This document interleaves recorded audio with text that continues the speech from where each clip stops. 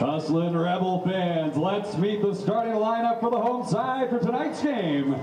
Assisted by Nick Rush, Corey Vanderhook, and Jeff Opalewski. Here's the starting lineup for head coach Stan Stolte. Leading off in left field, number 38, Elijah Rodriguez.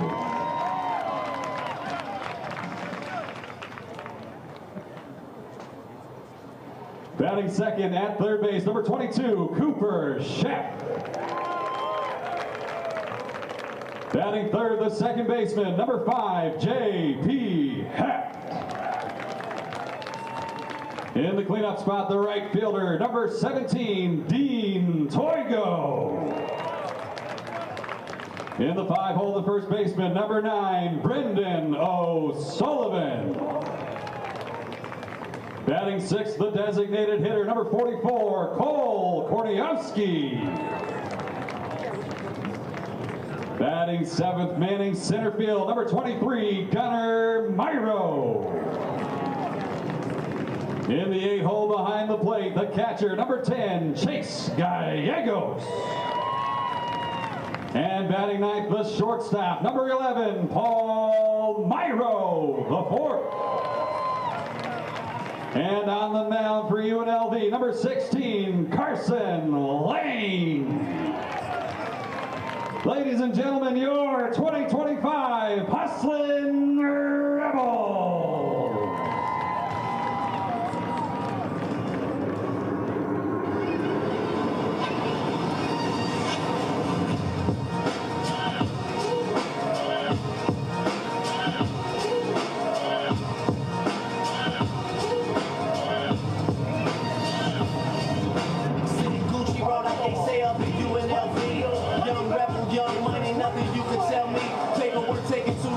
Maybe they don't understand me. I compromise if I have to. I gotta stay with the family. Not even talking to Nikki. Communication is breaking. I drop the ball on some personal. I need to embrace it. I'm honest. I make mistakes. I'll be the second to admit it. Think that's why I need it in my life. Check me when I'm tripping. Tell me what's different. I got some things that I hit the call. It's just go flow. Ladies and gentlemen, at this time we ask all those who are able to please rise. Remove your hats and face the flag with your right hand over your heart for this evening's performance of the Star-Spangled Banner. Performing tonight is Gary Brunetti. Ladies and gentlemen, our national anthem. Oh, say, can you see by the dawn's early light what so proudly we hailed at the twilight's last gleaming, whose broad stripes and bright stars through the perilous fight o'er the ramparts we watched were so gallantly streaming, and the rockets' red glare, the bombs bursting in air, gave proof through the night that our flag was still there. Oh, say does that star-spangled banner yet wave?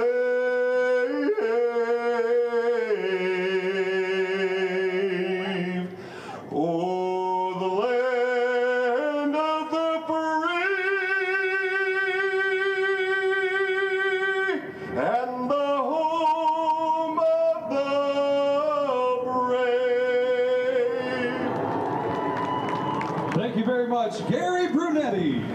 From Earl E. Wilson Stadium on the campus of UNLV, welcome into another edition of Hustlin' Rebel Baseball. Along with Drew Neverett, I'm Matt Neverett as UNLV gets set to kick off their home slate tonight against the Cincinnati Bearcats, who enter into this matchup as the number 25 team in all of college baseball. First ever matchup between these two, Drew, and it's a matchup between two teams who were in some mid-tournament edition games last weekend. Runnin' Rebels coming in 2-2, Hustlin' Rebels at 2-2, I should say. The Bearcats at 2-1, and for UNLV, UNLV. They'll turn things over to Carson Lane, who's added a lot of velocity and makes his second straight Friday night start for the Rebels. Matt, a lot of good strength of schedule early for both of these schools. UNLV testing themselves tough in an early season matchup with Indiana, Xavier, Oregon State, Indiana again. Excellent way to get the juices flowing early on in the season. And the Cincinnati Bearcats with an impressive performance of themselves the first weekend of the season in Durham playing Duke. They took 2 out of 3. Duke 11th ranked in the country. So coming in hot are the Cincinnati Bearcats. With a new season comes a lot of new faces around the program, including a switch up in the coaching staff.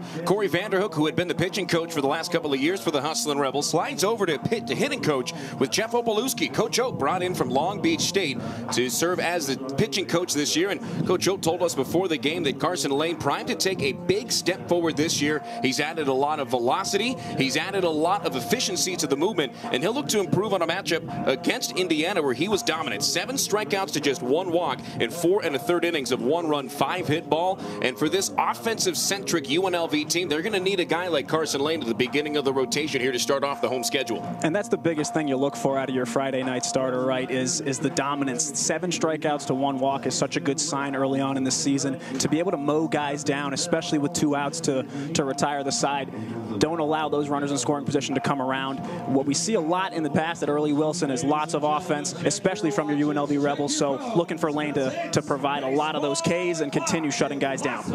Cincinnati led by second-year head coach Jordan Bischel, a 32-25 record in his inaugural campaign with the Bearcats last year, including a 17-13 record in the Big 12. The Bearcats tonight wearing the black uniforms, the black bottoms and the black caps as well. UNLV going with the black hats, white jerseys with white pants, black pinstripes going vertically from top to bottom. Carrington Cross, the right-hand batting third baseman, stands in as Carson Lane stares him down. Out of the full windup, the Huntington Beach native deals high and inside. Called for ball 1, and we are underway at 6:02. A beautiful 58-degree Thursday night here at the Earl. A couple of new additions to the Earl as well. New outfield fence, padded all the way around as Lane deals on 1-0, misses down and outside with the fastball. Starts out 2 balls, no strikes against Carrington Cross. Matt, don't those outfield walls look great? You and I have both been around this facility for a long time, and man, it's pure, it's black, it looks great, sturdy. We're excited to break those in this year. Carrington Cross getting things going at the top of the lineup for the Bearcats. Checks the swing, takes a pitch over the inside. There's the new cutter that Carson Lane added throughout this offseason as the count goes 2 balls and a strike. Lane with the renewed arsenal, 4-seam fastball, cutter, curveball, and split changeup. Hasn't messed around too much with the split change yet. Coach Jeff Opalewski told us before the game as Lane misses downstairs with another fastball. Starts Cross 3 balls and 1 strike. Cross 7 out of his first 16 to start the year. 2 of those 7 hits home runs. He's also driven in 6 and stolen a pair of bases as well. He's in a prime-time hitters count here with Corey Klingenbeck, switch hitting catcher on deck. The 3-1 fastball, high and tight, called for strike 2. Cross had dropped the bat behind the box and was starting to hustle down the line at first. Lane dotting the corners here early on. Almost did a full 2 rotations on that bat flip after taking what he thought was a walk. Cross in disbelief there. Now count is full. We'll set the Rebels' defensive lineup in just a moment, but first, here's the 3-2 on the way from Carson Lane. That one's high, that one's a bit inside, and that one goes as ball 4 to start off the game. So Cross takes a walk to lead things off. He's a stolen base threat for sure, as Corey Klingenbeck stands in as the number 2 hitter. Donovan Ford, the 3-man playing in center field, waits on deck. For the Rebels defensively, Chase Gallegos calling balls and strikes defensively. Doing the catching with Brendan O'Sullivan, sliding over to first base for this season. J.P. Heft at second, Paul Myro the 4th at short, with Cooper Sheff, the Oregon transfer, and the Las Vegas native at the hot corner at third base. The outfield left to right, Elijah Rodriguez, Gunnar Myro, the younger brother of shortstop Paul Myro, and Dean Toigo in right. First pitch to Klingenbeck, called for a strike right down the middle. Lane getting ahead of the number 2 batter, something he wasn't able to do against Cross. Fastball command for Lane going to be a massive key for him early on here. Hitting that first pitch strike is going to be key to keeping guys off base, hopefully avoiding walks like we just saw to Cross there. Out of the stretch, breaking ball swung on and missed. Klingenbeck quickly behind, no balls and 2 strikes. Klingenbeck in those 3 games against Duke had 5 at-bats total, 2 out of 5 in those ABs. Both of them for extra bases, had a double, a triple to go along with the strikeout and a walk. Lane set at the chest. Runner bouncing off the base at first. The 0-2 on the way. Swung on and popped straight up to the right side of the infield. Second baseman Heff drifting towards the line. He'll call off O'Sullivan. And Heff makes the one-hand catch over the left shoulder for out number 1 to start out the first inning. Cross goes back to first. 1 on, 1 down for the right-handed batting center fielder Donovan Ford. Batting third for Cincinnati. Still early in the season, but Donovan Ford boasting a .455 average. Obvious why he's in that 3-hole, looking for a gap here to get the Bearcats on the board early. Dawson Hokup, the DH on deck. Cal Sefcik in the hole, one of 2 Sefcik brothers in the starting lineup. Sefcik manning the left field spot defensively. Meanwhile, with cross off first, here's Lane to the plate. Breaking ball at the knees, beautiful, and in there for a strike over the outside. Tommy O'Connor in the 6th spot, playing at first base tonight for Cincinnati. Luke Sefcik at second base, hitting 7th. Landon Viduric in right field, batting 8th, with Charlie Niehaus, the shortstop, rounding out the starting lineup. Holding on at first is O'Sullivan. Here's the 0-1 from Lane. That's high. Count goes even at 1-1. Brendan O'Sullivan over at first base, sliding it from his typical shortstop position so far. Still early in the year, first inning of game number 5. O'Sullivan's played every inning at first base for the Hustlin' Rebels. Slow start for him offensively, but head coach Dan Stolte told me that he really likes what he's seen from O'Sullivan with the glove. As Lane misses outside, fastball twists Gallegos around to his right, and the count goes 2 balls and a strike.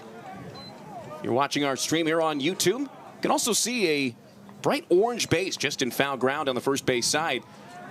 NCAA going with the double safety base this year. We've seen it a lot in softball, but making its way to baseball this season. Check throw goes to first base. Back in head first and safely is Carrington Cross. Yeah, you mentioned the safety base. It's something you talk to a lot of guys around baseball, and a lot of people around softball as well. A massive safety issue, just avoiding those ankle injuries, those foot injuries. So a good thing seeing it in play tonight here at the Earl. Counts 2-1 as Lane deals to the dish. Pitch swung on and missed. He blew a fastball right by Donovan Ford there for strike 2. Ford was looking fastball there, too. A hard cut, a hard swing, but the velocity from Lane there just too much.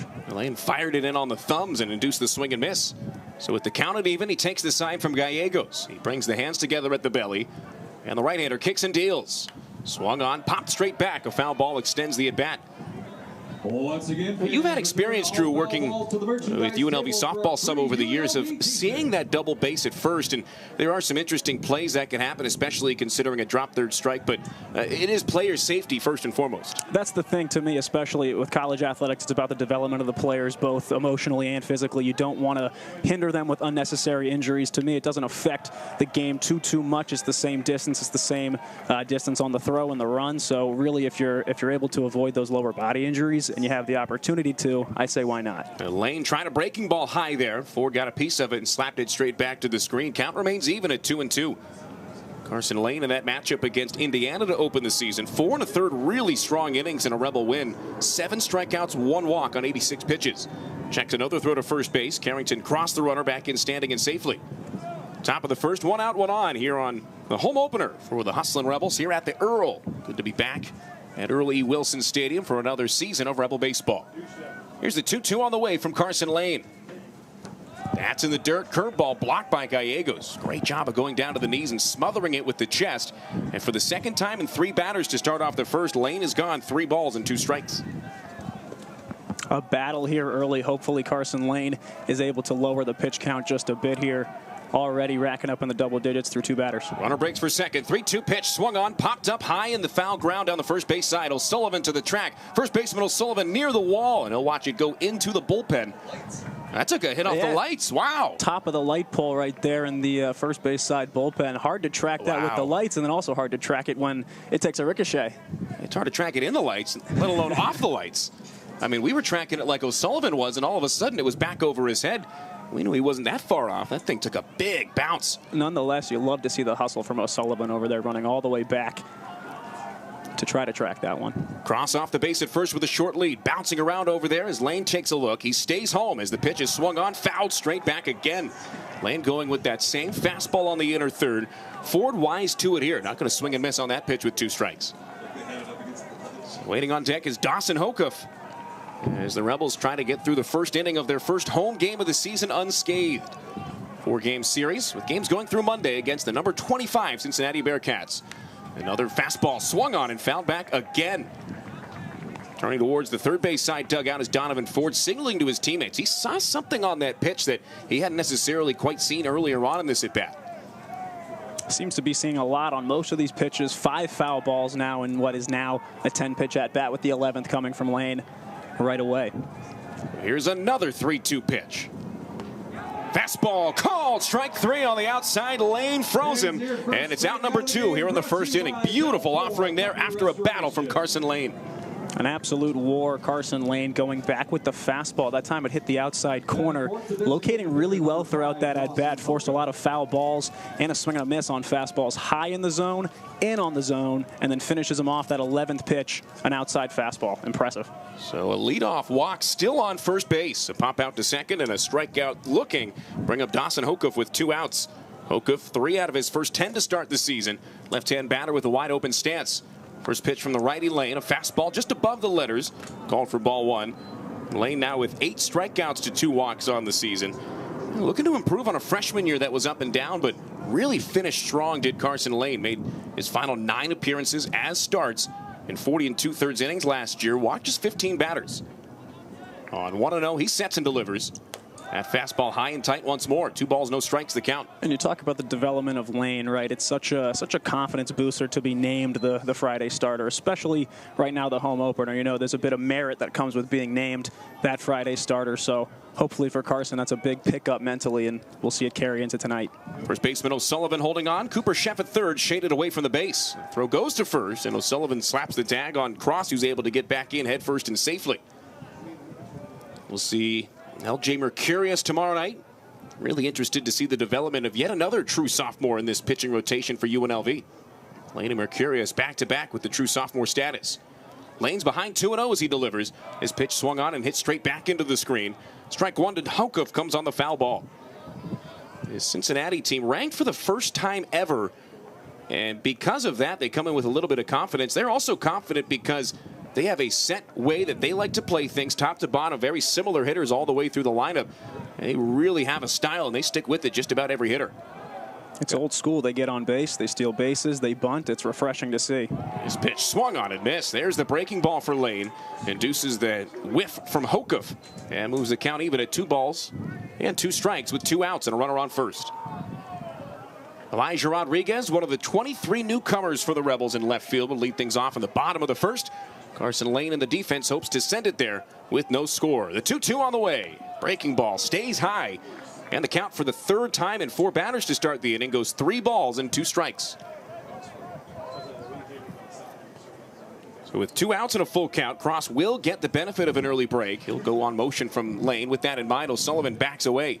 He's not going to hold him on. No wind to speak of either, so everybody in the outfield more or less deep and straight up. The runner goes. The 3-2 pitch in the dirt, called for ball 4. So Cross will saunter up to second base. Hokuff takes the second walk from Carson Lane here in the top of the first inning. And with 2 on and 2 down, the number 5 man, Cal Sefcik, getting set to step in from the right side. Number 21, Cal Sefcik. First of the 2 Sefcik brothers stepping up. This is Cal, the left fielder. Their father, I found out earlier today, was a former Philadelphia Philly utility man. Kevin, any insight on Kevin Sefcik there, Matt? Sefcik, yeah, Philly from 95 to 2000. Spent his last year in the big leagues with the Colorado Rockies in 01.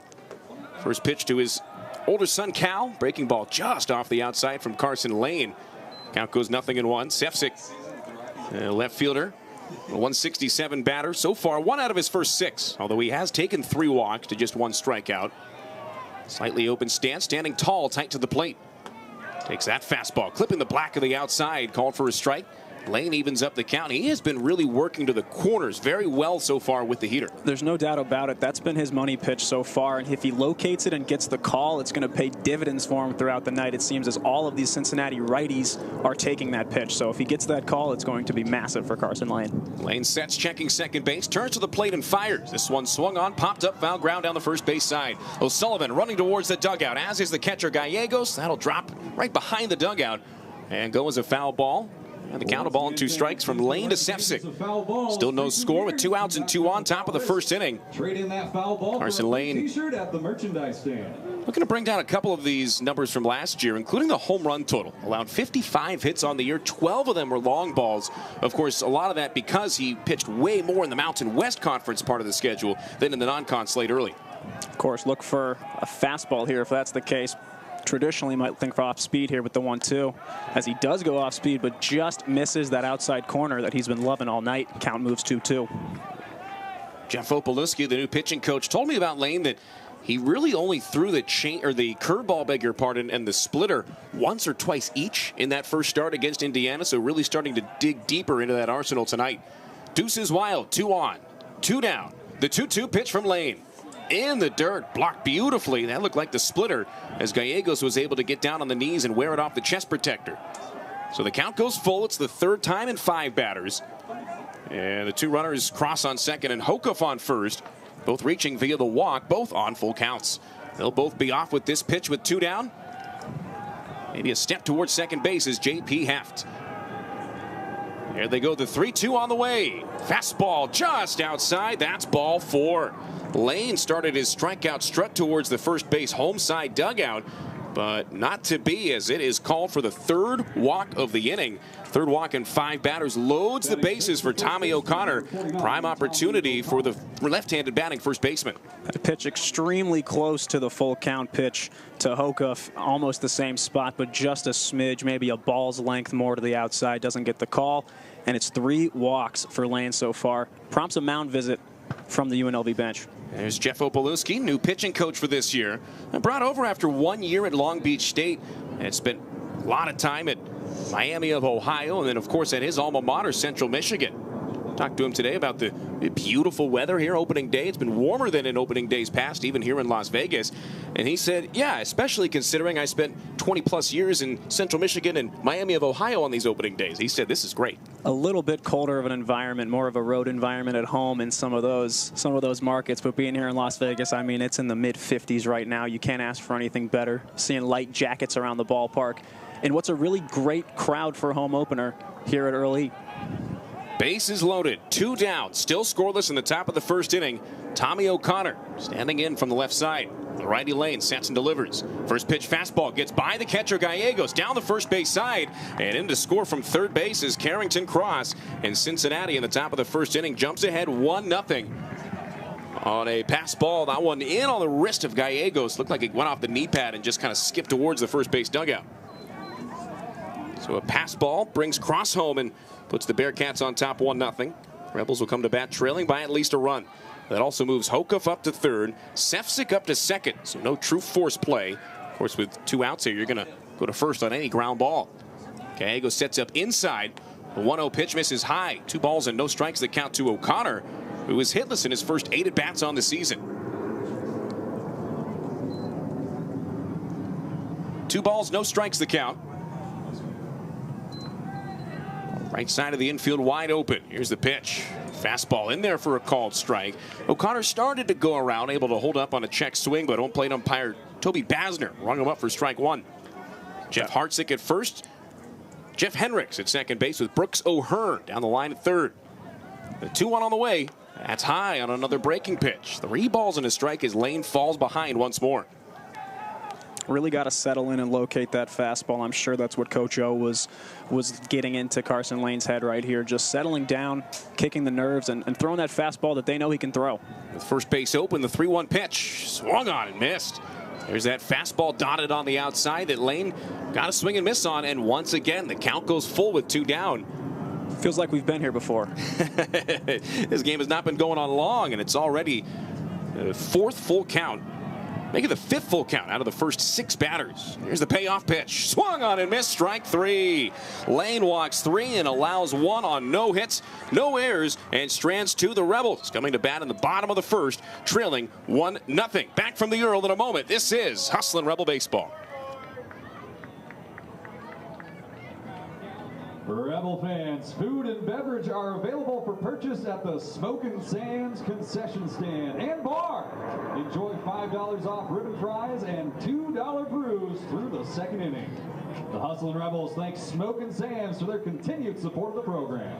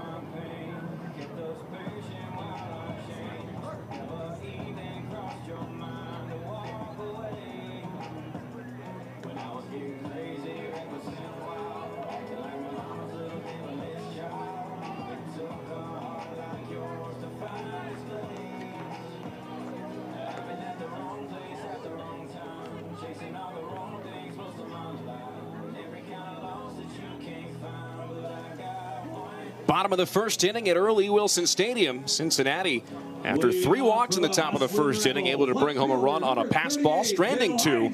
So Elijah Rodriguez set to lead things off for the Rebels with UNLV down 1-0. Matt Neverett and Drew Neverett here from the Earl, getting his set for the home opener for Stan Stolte and UNLV. Win today put him back over 500, coming into tonight at 2-2 on the year. Elijah Rodriguez, the left-hand batting left fielder, transferred from Oral Roberts atop the lineup, going up against the lefty Kellen O'Connor. O'Connor, southpaw, out of Portland, Oregon, 5'10", $185. A redshirt senior out of the full windup, a pause in the delivery, and the overhand fastball rides inside and is called for strike 1 to Rodriguez. Elijah Rodriguez with Cooper Sheff batting second, playing at third. J.P. Heft batting third, playing second. Dean Toigo hitting in the cleanup spot. The right fielder with a grand slam in the win over Indiana. Rodriguez takes a slider outside. Count goes 1-1. Brendan O'Sullivan, Rebel first baseman, hits 5th tonight. Colt Koniarski, who has DH'd all season long, doing the same tonight, hitting 6th. Gunnar Myro in center, hitting 7th, beg your pardon. Chase Gallegos, the catcher, in the penultimate spot, with Paul Myro at short, rounding out the starting 9. That fastball bounces out of the glove of the catcher, Corey Klingenbeck, but is in there for a called strike 1. Rodriguez, who has began his tenure in the Scarlet and Gray 4 out of his first 15, falls behind a ball and 2 strikes. Infield maybe a step to the right all the way around as O'Connor deals out of the full windup. Swing and a miss, strike 3. There's the slider moving away, lefty on lefty matchup. Ends with the pitcher getting the better of Elijah Rodriguez. A swinging strikeout puts 1 out on the board. Nobody on base ahead of Cooper Sheff. Setting Cincinnati defensively with Tommy O'Connor at first, Luke Sefcik at second, Charlie Niehaus, the shortstop, Carrington Cross, who hit leadoff and came around to score the run in the top of the first inning, manning the hot corner at third. Cal Sefcik in left, the speedy Donovan Ford in center, with Landon Fedurek in right. Here's Cooper Sheff, the Oregon transfer, who swings and misses at a first pitch fastball, and the lumber goes soaring behind him into the backstop. Bat comes flying out of his hand. They're a little bit eager, a little bit juiced up to get that swing off as Sheff, but really you look at him, you look at his posture, you know, it's the ideal third baseman that you want. It's the ideal frame of a 2-hitter. He's 6'4", 205, so not the most built 6'4", but he's tall, he's limber, he's athletic. If you take a look at his stance, he really bends those knees, you know, kind of replicating a Jim Edmonds type of lower body. Good pull. I like that. All right, thank you. He beat out a couple of returners for the starting third base spot, including Isaac Rodriguez, who manned the hot corner just about every game the back half of last season. So he's got new pine tar on the bat, and the 0-1 fastball bounces in the dirt, skips by the catcher Klingenbeck all the way to the backstop. Sheff's an interesting story. His dad, Jeff, a former minor league player, spent 10 years getting as high as AAA baseball. And his son Cooper, the consensus top prospect out of Nevada when he was a senior in high school at a basic academy. He swings here, a number off the end of the bat, goes back to the mound. O'Connor snags it, runs to first, and underhands it to the base for out number 2. Score that one 1-3 on the scorecard at home. A cap shot for Sheff puts 2 outs on the board. Nobody on base ahead of J.P. Heft in the 3-hole. An early observation, Matt, about this Cincinnati Bearcats team. They have a little flair, a little flash to them. That little nubber back to the mound. Pitcher O'Connor pump faked like he was going to field it behind his back. He tucked the glove behind his back, realized it was low velocity, so he ran up, charged it. But you see a little bit of dancing there, and then cross on the base path after he took that leadoff walk. I mean, he was on first base for such a long time with some of those balls and those long counts, but he was jumping around out there like he was getting ready to steal on every single pitch. So a lot of little flash and flare and tweaky movements here from the Bearcats. Left on right battle begins with a fastball slap straight back to the screen. J.P. Heft hitting .375 to start the year, falls behind 0-1. And that first pitch swing, no surprise. He is as aggressive an approach as anybody on this roster, yet to walk in 16 plate appearances on the season. The 0-1 on the way from O'Connor. That's inside. Tried the slider, but missed off the back hip to Heft. J.P. Heft came in last year and it really supplanted himself as the starting second baseman from day one, and no different this season. He's added a little bit of power to the repertoire. Of course, as built as anybody on the bottom half as well. He is a really strong, thick athlete at second base. On 1-1, he swings and shoots one in the air down the first base side and foul ground, heading towards the seats and out of play for a foul ball.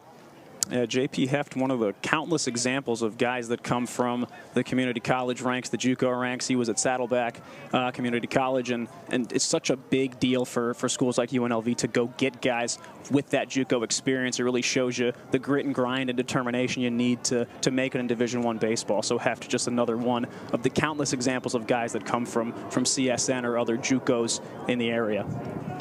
He's behind the ball and 2 strikes as the infield shades a step towards third base all the way around. And the pitch swung on, lined up the middle. That's down in center field for a base hit. First hit of the game comes with 2 outs and nobody on in the bottom of the first inning. J.P. Heft creeping closer to 400. He is 7 of his first 17. And the Rebels have the tying run on for Dean Toigo, the left-hand batting right fielder. That was just a beautiful piece of hitting there from Heft. He recognized the off speed. He tilted that elbow up just a little bit. You could see his weight shift back. He goes up and gets that ball perfectly driven up the middle. Patience is a virtue when you're looking to swing and hit that ball up the gut. That's exactly what Heft just did. That'll bring up Dean Toigo representing the go-ahead run. Cincinnati on top 1-0. Heft with a good-sized lead off first. O'Connor holds him on. O'Connor on the mound of no relation. Fires high and tight. The left-on-left battle starts out 1-0. Dean Toigo, what an opening weekend he had, including a grand slam in the second game against Indiana to bookend a weekend. 2 Rebel home runs this season, Matt. They're both grand slams. This guy has one of them. And Toigo takes strike 1 here. It's 2 grand slams, the 2 guys that are involved in the play right now. Toigo at the plate, Heft at first.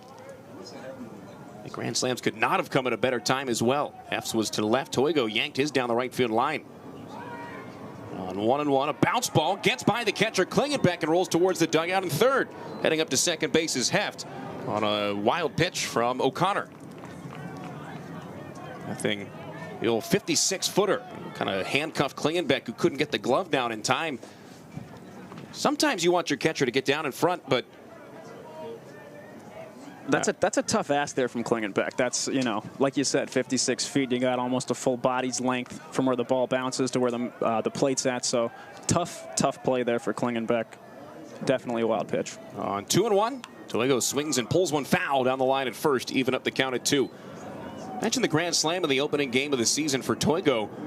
It was in his first at-bat as a Rebel. Not only that, the NCAA noted that it was the first grand slam of the college baseball season. Fantastic. First for everything for the Rebels. You know, it's always celebrated when the running Rebels hit a 3-pointer. It's the first, and it's a nationally, you know, recognized record there. So good to see it on the baseball side here with the Hustlin' Rebels. The first granny of the season. Toigo gets a piece of this one and lifts it in the air down the line at third. That's into the 6th row of seats behind the visiting dugout, and the count stays 2-2. 1,253 straight games for the Runner Rebels with a 3-pointer made. It's almost like you've prepped for that once or twice. Just about, yeah. They take on Colorado State tomorrow night. I'll be on the call with Curtis Terry and Steve Cofield. A 7 o'clock tip-off. We'll take the air for Runner Rebel warm-up at 6:30 on ESPN Las Vegas and the Varsity Network app. O'Connor on the mound, set the 2-2 pitch. Swung on and missed. A fastball in on the hands of Toigo fooled him, and O'Connor able to get out of a jam in the bottom of the first inning. The Rebels threaten. No runs on 1 hit, no errors, and a man left on after 1 inning of play. It's Cincinnati 1, UNLV nothing. Fans, Intermountain Health is here to help you live the healthiest life possible. As the official health partner of UNLV Athletics, Intermountain Health is dedicated to promoting health and wellness in our community.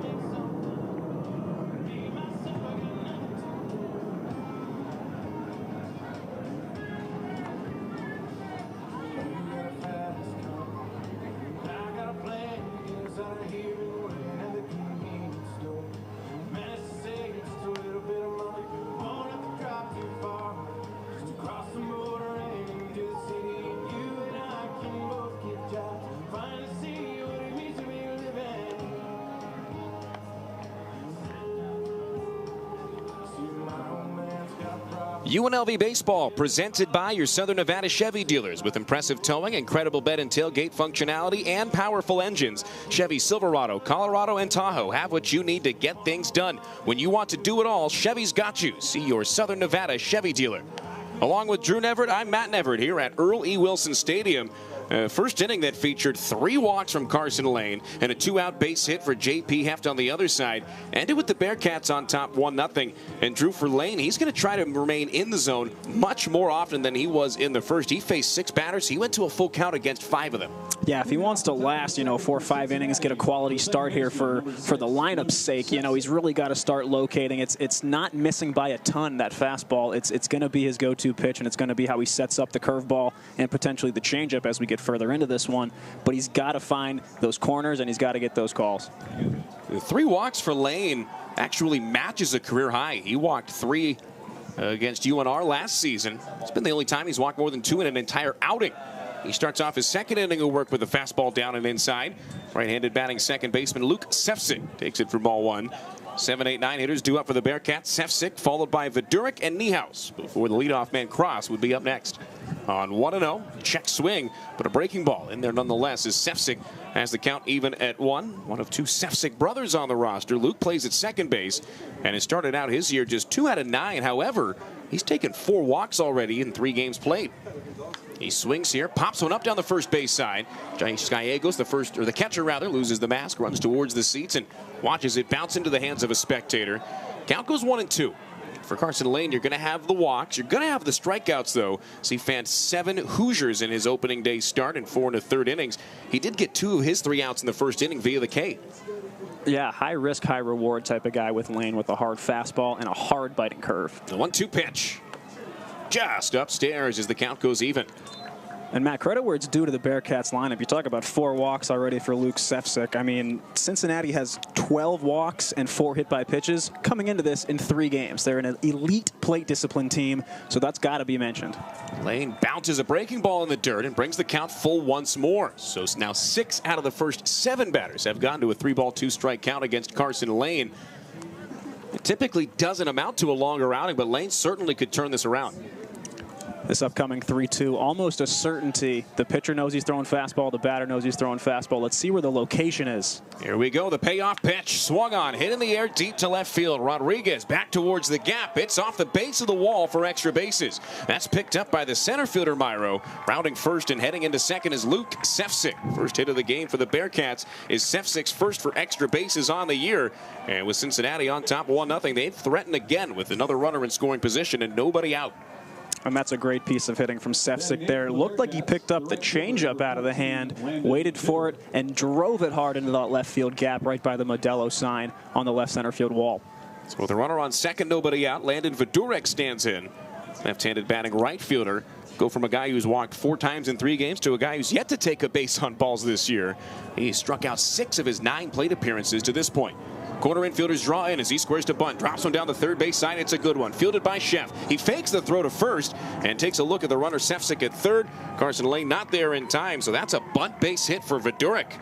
Turned a little bit late. Beautiful drag bunt. They don't get any better than that to set up runners on the corners. It was perfect. I mean, for a half second there, Cooper Sheff looked like he wanted to wait for it to tail off into foul territory, but that rode the edge of the dirt grass barrier there just to the right of the third baseline. A phenomenal textbook bunt. And that's exactly what we were told to expect coming into this game. The Cincinnati team, an old school throwback style. See a lot of extra bases taken, a lot of steal attempts, and a whole heck of a lot of bunts. So Sefcik on third with Viduric on first. Charlie Newhouse stands in for the first time, rounding out the starting 9. Right-handed batting shortstop. Watches a first pitch fastball at the knees, in there for a called strike from Lane. Niehaus, who has played in all 3 games to this point prior for Cincinnati, has only started 1 out of his first 4, although he has driven in 3 and already stolen a base. O'Sullivan holds on at first, a big lead for Viduric. He breaks for second as Lane gets a swing and a miss. The throw down's a good one, but it takes a bounce, and Myro unable to apply the tag in time. So Viduric steals his 4th base in 4 tries on the season, and that's a big one with nobody out to put 2 runners in scoring position. It eliminates the double play, and it also adds to the Bearcats' high total and high efficiency on stolen bases. That makes them 11 for 12 this year stealing bases. Such a big part of that small ball mentality that they play with. Lane is ahead 0-2 as the right-hander rocks and deals. That one just upstairs. Trying to get Niehaus to stretch the zone, but no dice. That was the other thing we were told to expect. Talking to Coach Ope before the game, the brand new pitching coach for the Rebels, he said that this is a team that's not going to stretch the zone. If you're going to beat them, you're going to have to beat them in the zone. It seems like Lane's taking that a little bit more to heart. Maybe that was discussed in the mound visit. A lot more low and high misses as that one's chopped to the pitcher. Vidura hits it up the middle. Coming across the base at second is the shortstop Myro. He fields it, but it's not in time. And Vidura gets to third. Sefcik scores, and Niehaus with an infield base hit.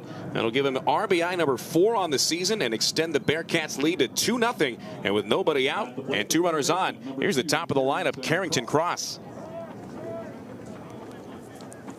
And with 2 on, if you're the Bearcats, this is exactly where you want to be. Cross, the most experienced player on this roster, 166 Division I collegiate games played. It's why he's hitting leadoff. It's why he's such a big role model and leader for this Bearcats team. So with Vidurick on third, Niehaus on first, that brings up Cross, who walked and scored in the first inning. First pitch in a right-on-right battle's taken upstairs. Call for ball 1. Lane struggling to get ahead of these batters. That's been one constant that has led him to a lot of 3-ball counts, let alone 3-ball 2-strike counts. It's been a really big X factor. Once you go 1-0 and you miss with that fastball, the batter has you exactly where they want you, and it's hard with Lane with limited control right now to get ahead in counts. Cross took a healthy cut there. It looked like the splitter down and in on the hands. Got a piece of it, but punched it foul on the ground down the line at first. UNLV, first of 4 games this weekend against Cincinnati. Take a couple of days off before Milwaukee comes to town next weekend. A doubleheader on Saturday, in between single games on Friday and Sunday, before they head to Arizona State for their next true road game on March 4th. Lane set on 1-1 before the pitch. He throws to first. Back in there head first and safely is Niehaus. He's stolen 1 base in 1 try. In fact, the only player in the starting 9 for Cincinnati that has not successfully swiped a bag yet has been Cal Sefcik. Corners in, outfield deep with no wind to speak of. 1-1 pitch, big swing and a miss as Lane fooled him upstairs. 2-0 Cincinnati with runners on the corners. Still nobody out here in the top of the 2nd inning. Lane trying to find a way to limit the damage. They'll trade 2 outs for the run here on a ground ball.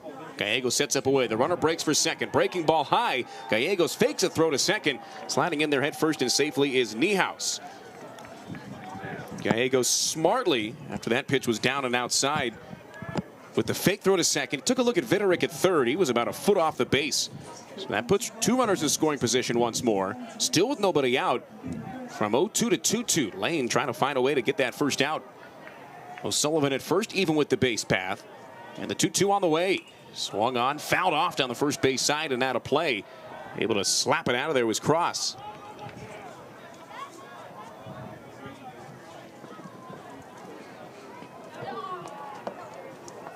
Rebels set down in 4 batters in their half of the first inning. It'll be O'Sullivan at first to lead things off eventually here in the bottom of the 2nd. Here's another 2-2 on the way from Carson Lane. Breaking ball just upstairs. Gallegos tried to frame it down. Snapped that wrist towards home plate at the last second, but could not induce the call from Toby Basner, and the count once again goes full. And that's a great look there, too. Cross was not looking for that off-speed, flat-footed there on the 2-strike pitch, the curveball, and he just missed high.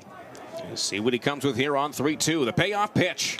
Swung on, grounded to third. Chef has it, looks the runner back to second, throws to first. Meanwhile, the run comes in to score, and advancing to third is Charlie Newhouse. So Cincinnati trading it out for the run there. Cross with a 5-3 ground out. Niehaus to third. And with 2 runs across in the inning, 3 runs across in the game, Bearcats lead it by a trio. With a runner on third and 1 down, it'll be the switch hitting catcher Corey Klingenbeck working his way across to the left-hand side.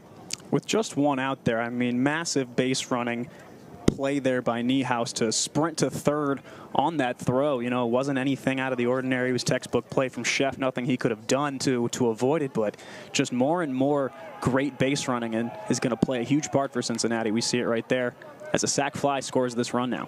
First pitch to Klingenbeck. Breaking ball that tumbles through the top of the zone and in there for strike 1. Yeah, that 90-foot advancement from Niehaus, exactly what we've come to expect from Cincinnati here early on in the season. Aggressive base running, especially early in games. Lane comes set, taking a look at him off third base. He turns and deals to the dish. 0-1 pitch, rolled foul on the ground on the first base side.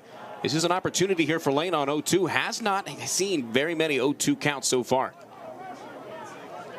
2 strikes here. You got to look for Lane to really target that inside part of the plate. He struck out Ford looking with an inside fastball with 2 strikes in the first. So going tight on the lefty here might be beneficial.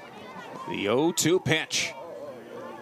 That's high, a check swing, and yes, he did. Home plate umpire Toby Basner rings him up for strike 3. Klingenbeck cannot believe it. A couple of words for him as he walks by him towards the third base side. And that'll go as out number 2. Wow, back-to-back putouts for Lane. Brings up Donovan Ford with a runner on third and 2 down now.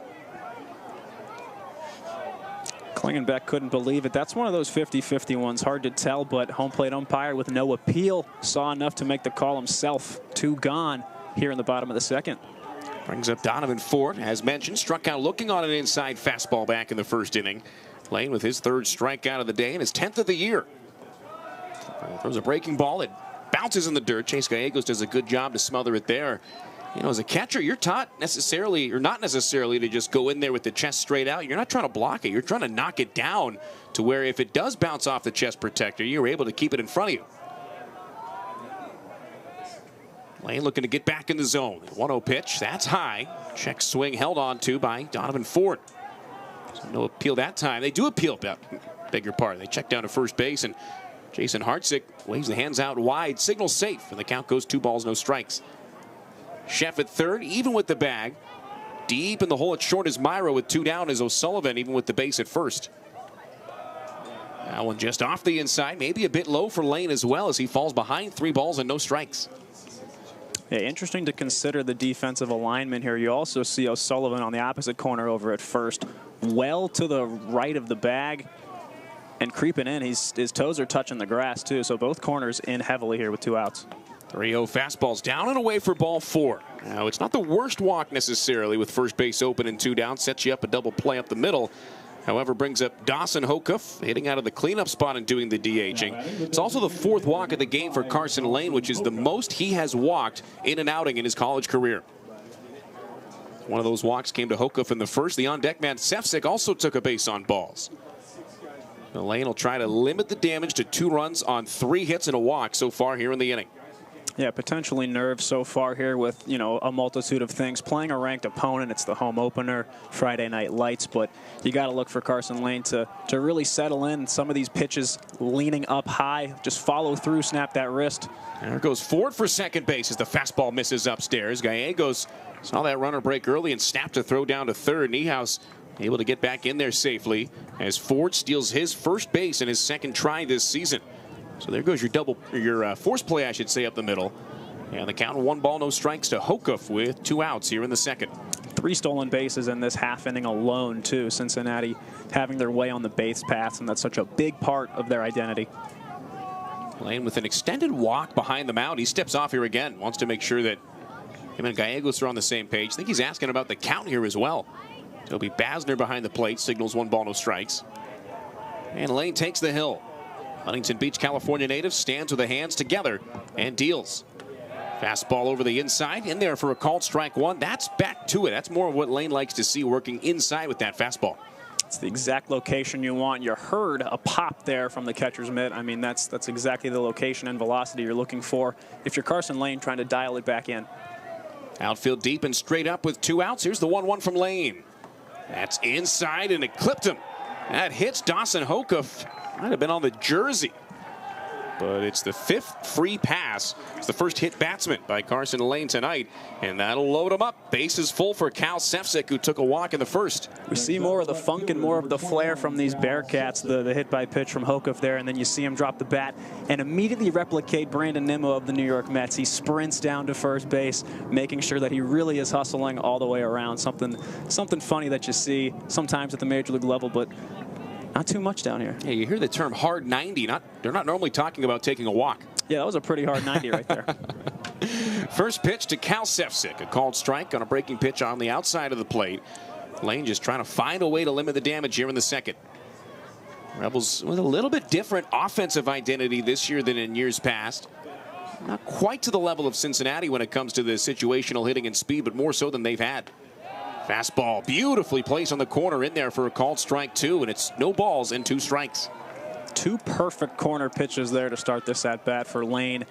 Curious to see what he'll do here with the 0-2. A lot of options. The fastball back inside on this right. He worked early and often in the first inning. We'll see if he goes back to it. The 0-2 pitch in the dirt. That's the curveball that Gallegos was able to knock down. And Lane really utilizing what they call the waste pitch on 0-2. But you talk to guys like Greg Maddux, he never used the waste pitch on 0-2. And I think in this situation, Friday night, first game of the series, and you're the starter, you got to do more like that. Yeah, absolutely. Maddux, the first thing that popped into my mind. I don't think he ever wasted a pitch in his entire career. The 1-2 just downstairs on a fastball to even it up. Especially when the pitch count's running up a little bit early. You're down 3-0. You really, you know, guys like Maddux and a lot of pitchers in the major leagues today will tell you not to use that waste pitch, to go right after him to preserve that pitch count. But differing philosophies, I suppose. And just ask George Kirby, right? Yeah.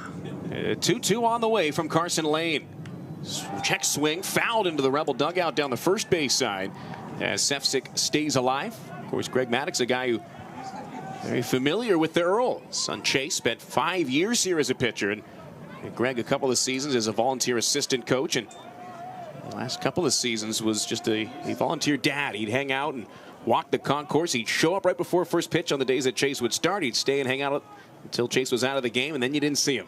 The 2-2 pitch swung on and blasted deep in the air to left center field. Myro's back, center fielder in front of the track, stops, turns around, makes the catch, and retires the side.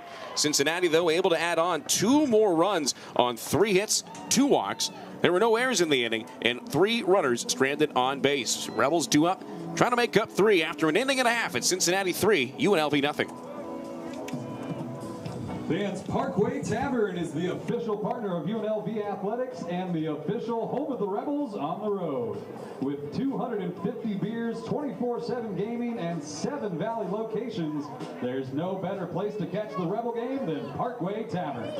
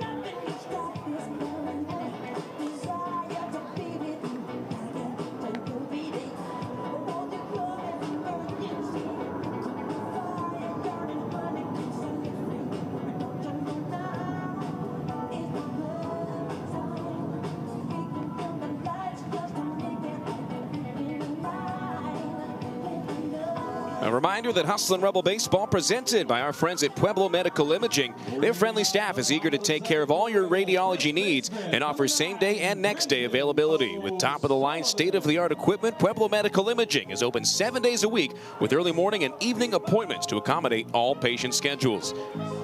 Cincinnati leads UNLV 3-0 as the Rebels come to bat in the home half of inning number 2. Carson Lane laboring through 2 frames so far. Quite the opposite for Cincinnati starter Kellen O'Connor. Retired the side in 4 batters in the first inning on just 17 pitches, 12 of which were for strikes. Recorded a pair of swinging strikeouts and starts off the second against Brendan O'Sullivan. Right-hand batting first baseman stands in from the right side and swings and misses at a fastball. O'Sullivan slow to start offensively this year, but head coach Dan Stolte told me that he loves him out of this 5 spot when he is on. Really tall stance for the California native as he swings and fouls one down the first base side.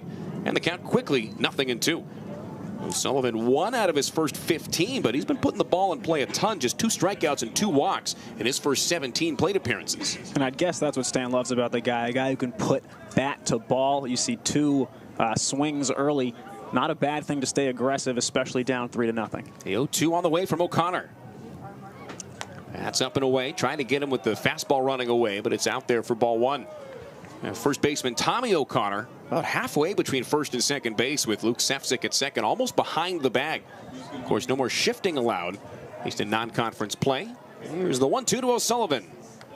O'Connor gets him to swing and miss. It's strike 3. Fooled him with the fastball high. He ended the first with a strikeout at Toigo. Begins the second by fanning O'Sullivan. That's strikeout number 3 in a 5-batter stretch. And O'Connor getting set to go up against Cole Koniarski, the big-bodied right-handed hitting DH.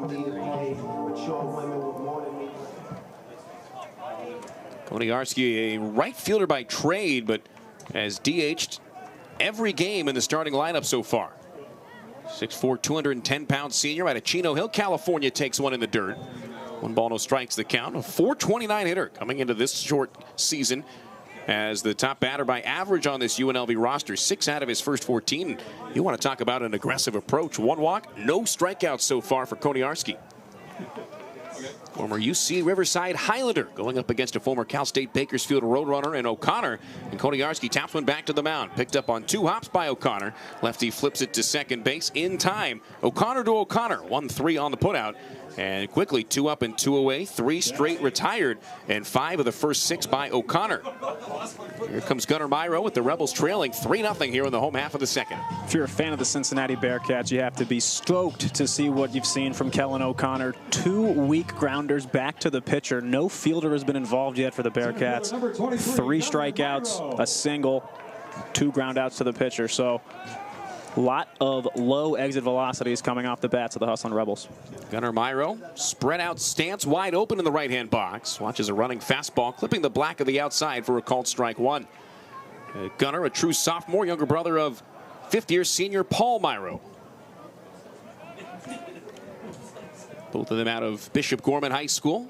Both of them top-rated players in their classes in high school. Here's the 0-1 pitch. Line back up the middle. That's through into center field for a base hit. Second Rebel knock of the game comes off the bat at Gunnar Myro. And it puts a runner on first with 2 down.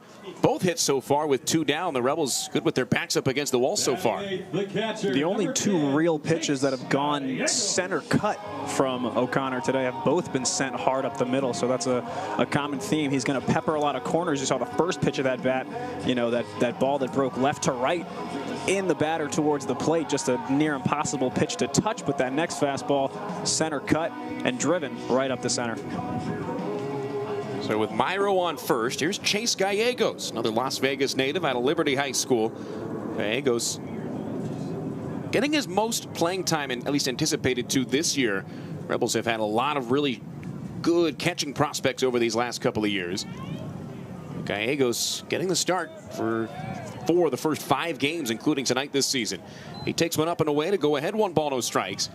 Gallegos always been a premier defender behind home plate, starting to come around with the bat.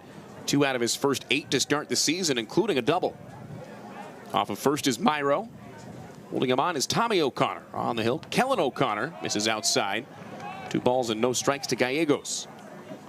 For Gallegos, too, you know, at the college level, it's all you can really ask. You want a guy who's just an admiral behind the plate, a guy who can call a great game, a guy who can throw runners out at second base, throw guys out at third base. But you look at his past seasons, you know, limited work, 2023, a near 400 on base percentage and a near 350 on base percentage in 2024. So decent stats from a guy who's a defensive first player. He twists away from this fastball inside. He's ahead, 3 balls and no strikes. O'Connor really hasn't gotten into too many 3-ball counts so far. Hasn't been out of the stretch that much either. He throws from the set position here and knocks a fastball over the outside third for strike 1. Gallegos not swinging at anything there. No Fernando Tatis Jr. approach on 3-0. O'Connor holds on at first. Shaded away from the bag at short is Niehaus. Outfield deep and straight up with 2 down. The 3-1 pitch swung on and missed for strike 2. There's that fastball Gallegos almost jumped out of his shoes swinging at. It's got some bite. I can't imagine being up there in the box facing that, especially as the right-handed batter. You typically have the advantage with the lefty pitch coming in, but when your go-to pitch is a fastball that breaks away from a righty, near impossible to touch on a consistent basis. Runner on the move, full count, 2 down, ground line drive right at the first baseman O'Connor, who snares it at the kneecap for out number 3. Hit and run almost to perfection with the full count and 2 down, but not to be as Gallegos lines out to first. No runs on a hit, no error, and 1 runner left on for the Rebels after 2 full. It's Cincinnati 3, UNLV nothing.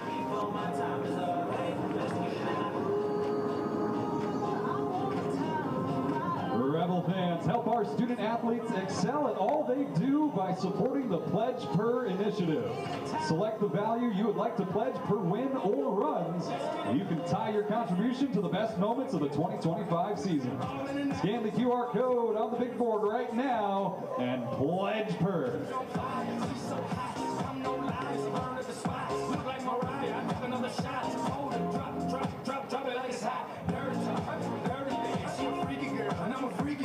She on the rebound, broke up with an ex, and I'm like Robin, ready on deck. I told her wanna ride out, and she said yes.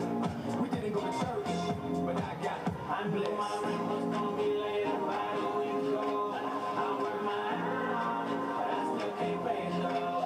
But I got just enough to get up in this club, have me a good time, before my time is up. Hey, let's get it now.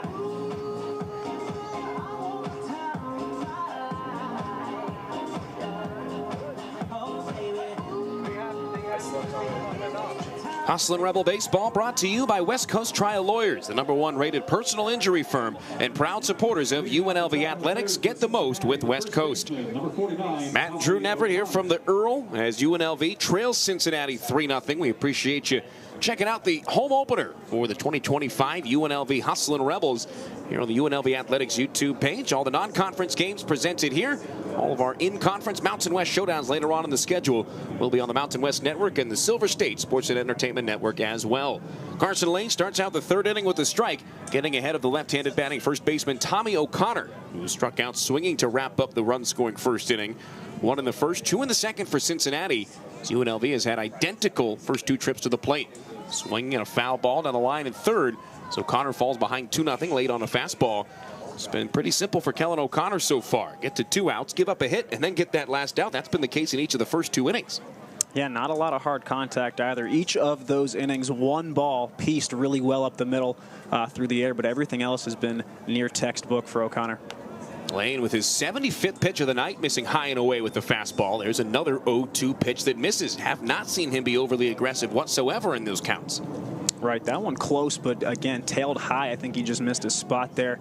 1-2, will be curious to see if he goes back with that curveball he used to go 0-2 on. He goes inside, misses just off the plate. Tried the fastball there, but no dice, and the count goes even at 2. Carson Lane last year 0-2 with a 7.5 ERA. He struck out 24 and walked 15 in 40 2/3 innings. He's already walked 4 tonight and hit a batter.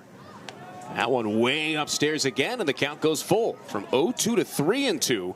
O'Connor with Sefcik and Viterick behind him, leading things off here in the third for Cincinnati.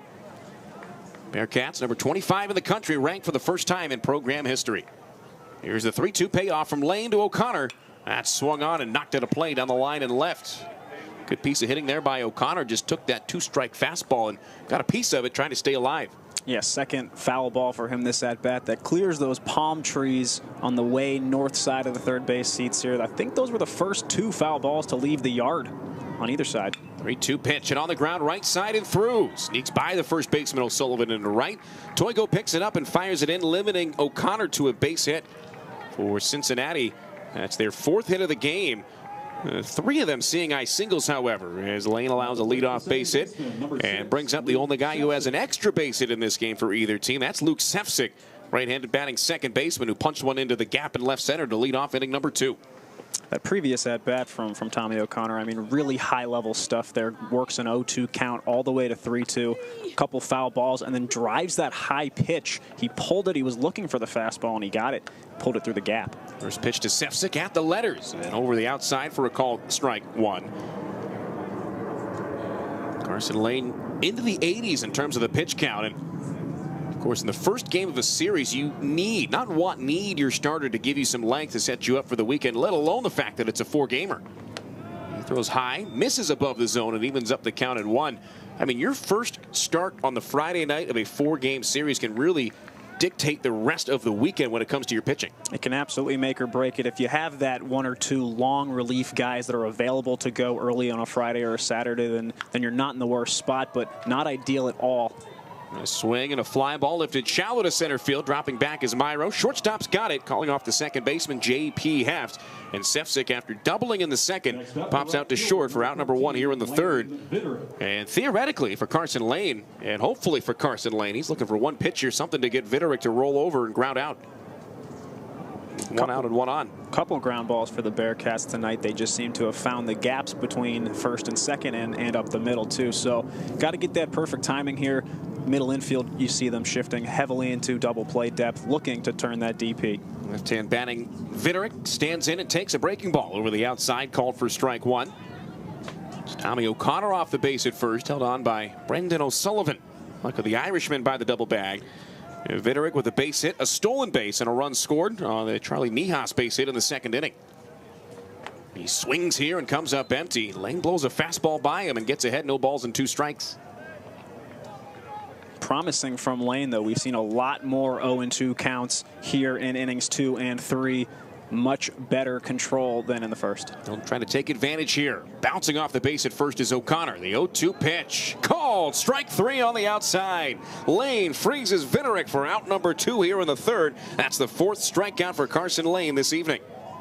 Next up, the shortstop. That outside corner seems to be the home for Carson Lane with 2 strikes, pumping that fastball in. This is what we've been talking about, alluding to since the first. It's coming to fruition here, and now Lane in a favorable position with 2 outs and just a runner on first. First time tonight that Lane has been in this situation. 2 outs, runner on for the number 9 man, Charlie Niehaus. Right-handed batting shortstop who singled and drove in a run back in the second. Lane holding at the mound, looking towards first base. Now throws in that direction. And not in time. Back in standing and safely is O'Connor, who's 1 out of 1 in stolen base attempts on the season. It's the longest pause on the mound we've seen from anyone tonight. And I don't blame Lane with how Cincinnati's been stealing bases tonight. Definitely took an extra 4 or 5 full seconds to consider before picking off. Just one of the many ways that the pitcher and the catcher, for that matter, can control the running game of the other team. You really want to change up the timing. He goes quick to the plate here. Throws a breaking ball that stays upstairs for ball 1. And especially now with the state of the game with the pitch clock being used, you know, a guy like Lane pitching a lot out of the stretch, he's ready earlier. He has more of that time to give. He had 11 seconds on the clock when he was set before he hesitated for the pickoff move. So you have more time to play those mind games with the base runner. He throws over to first again. O'Connor has to dive this time, but he's able to beat the throw. All right, some interesting notes on the double base at first. It's pretty standard. The white base, the one you're going for. There is a situation, however, where the orange base could be the one that the fielder could apply the out on. As Lane chunks this one in the dirt. Count goes to 2 balls and no strikes. The only situation where the bags flip, and it's going to be the fielder on the orange bag and the runner on the white base, is on a drop third strike. And I'll be interested to see the first one of those when the fielder's got to try to remember, hey, I got to go to the one inside the base and foul ground. That's another measure of player safety. Absolutely, and that's an extra layer of thought, too, from the first baseman as we see Carson Lane dial up a pitch on the corner there. Beautiful mark over the inside, in there for a called strike 1. Asked Stan Stolte yesterday at practice before our home opener here tonight, said, is there going to be any coaching points outside of that play on the base? He goes, no, not really. You just got to pretend it's not there. A swing and a foul ball back into the mitt. Not able to catch up with that one is Niehaus, and the count goes even. Deuces wild. 2 balls, 2 strikes, and 2 outs, with Cincinnati leading 3-0 here in the top of the third. Sometimes the best thinking is underthinking, Matt. A lot of people overthink, and, especially as a first baseman, you got 1,000 things going on in your head defensively. Play the game how you've always played it, right? It's paralysis by analysis sometimes, right? Here's the 2-2 from Lane. Breaking ball stays high, and the count goes full. And with 2 down, O'Connor on first will be off for second with the next pitch. You also got to add in the layer, too, that Brendan O'Sullivan, who has played amicably at first base so far this year, never played first base before this season. It's impressive to see, especially from a shorter right-handed player. It's great to see the adjustments being made that need to be made defensively. Runner heads for second as Lane misses downstairs, bouncing a pitch in the dirt for ball 4. So another walk for Lane. That's number 5 on the night, and it extends the inning, moves O'Connor up to second, and puts Niehaus on base for the second time in as many plate appearances. Here comes the skipper, Stan Stolte. He emerges from the first base dugout. He'll make the call to the pen. It's a blind angle down there from our vantage point. We'll have the name, the number, and the rest of the third inning when we return. We'll step aside for a pitching change with Cincinnati leading 2-0 here, or 3-0, beg your pardon, here in the top of the third.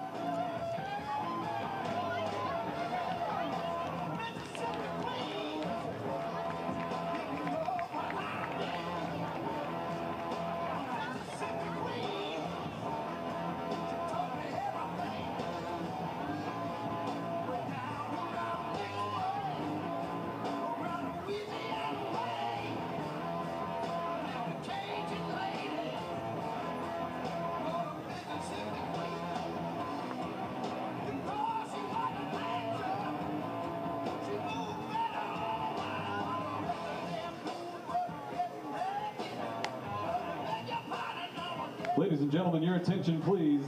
Now pitching for the Rebels, number 27, Alex Navarrete.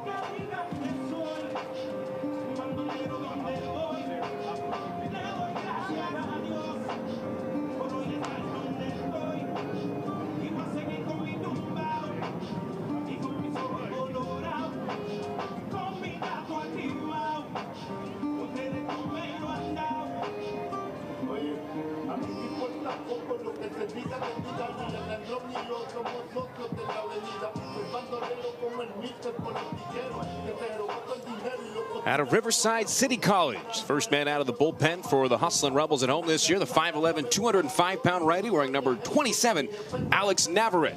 Comes in with runners on first and second base and 2 down here in the top of the third inning. Cincinnati leading UNLV 3-0. Tommy O'Connor on second after leading the inning off with a base hit against Carson Lane. Charlie Niehaus walked by Lane and bounced the starter from the outing. Lane able to last through 2 2/3 innings as Navarrete tries to limit the damage. Nothing across for Cincinnati so far here in the third. And one of the 23 newcomers on the roster will try to keep it that way. He'll be up against Carrington Cross, the leadoff man, and his first pitch, a breaking ball, tumbling over the inside for a called strike. The redshirt junior, originally from Colton, California. And Navarrete up against Cross, who has walked and grounded out to third so far in his 2 plate appearances. Yeah, an early pinch hit opportunity we're seeing for Christian Mitchell, the junior for the Bearcats, pinch hitting for Cross here. So here's Mitchell taking one in the dirt. Runner advancing from second to third is O'Connor. No advancement from Niehaus on the wild pitch, as Mitchell stands in with a 1 and 1 strike count.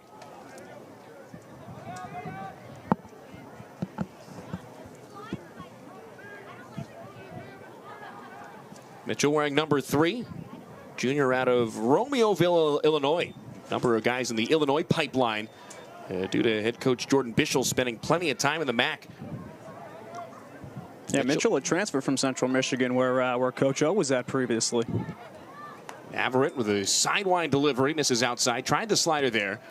And Navarrete kind of a 3/4 arm slot. He's making his second appearance of the year.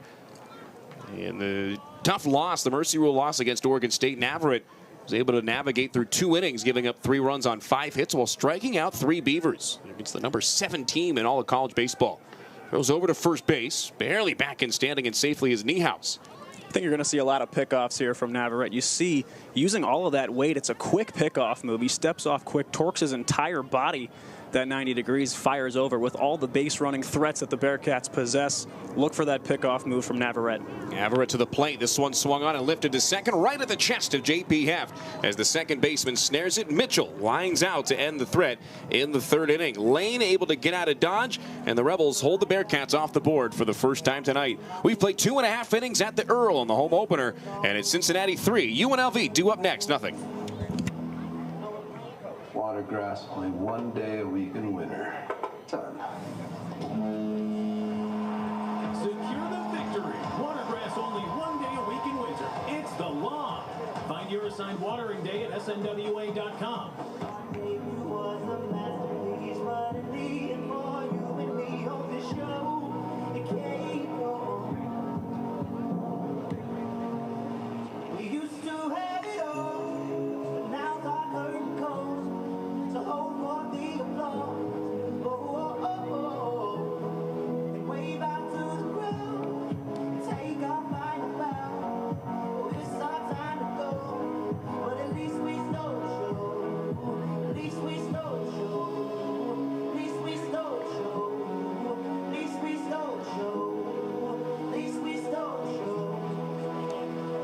Ladies and gentlemen, your attention please. For Cincinnati, staying in the game and playing third base, number 3, Christian Mitchell.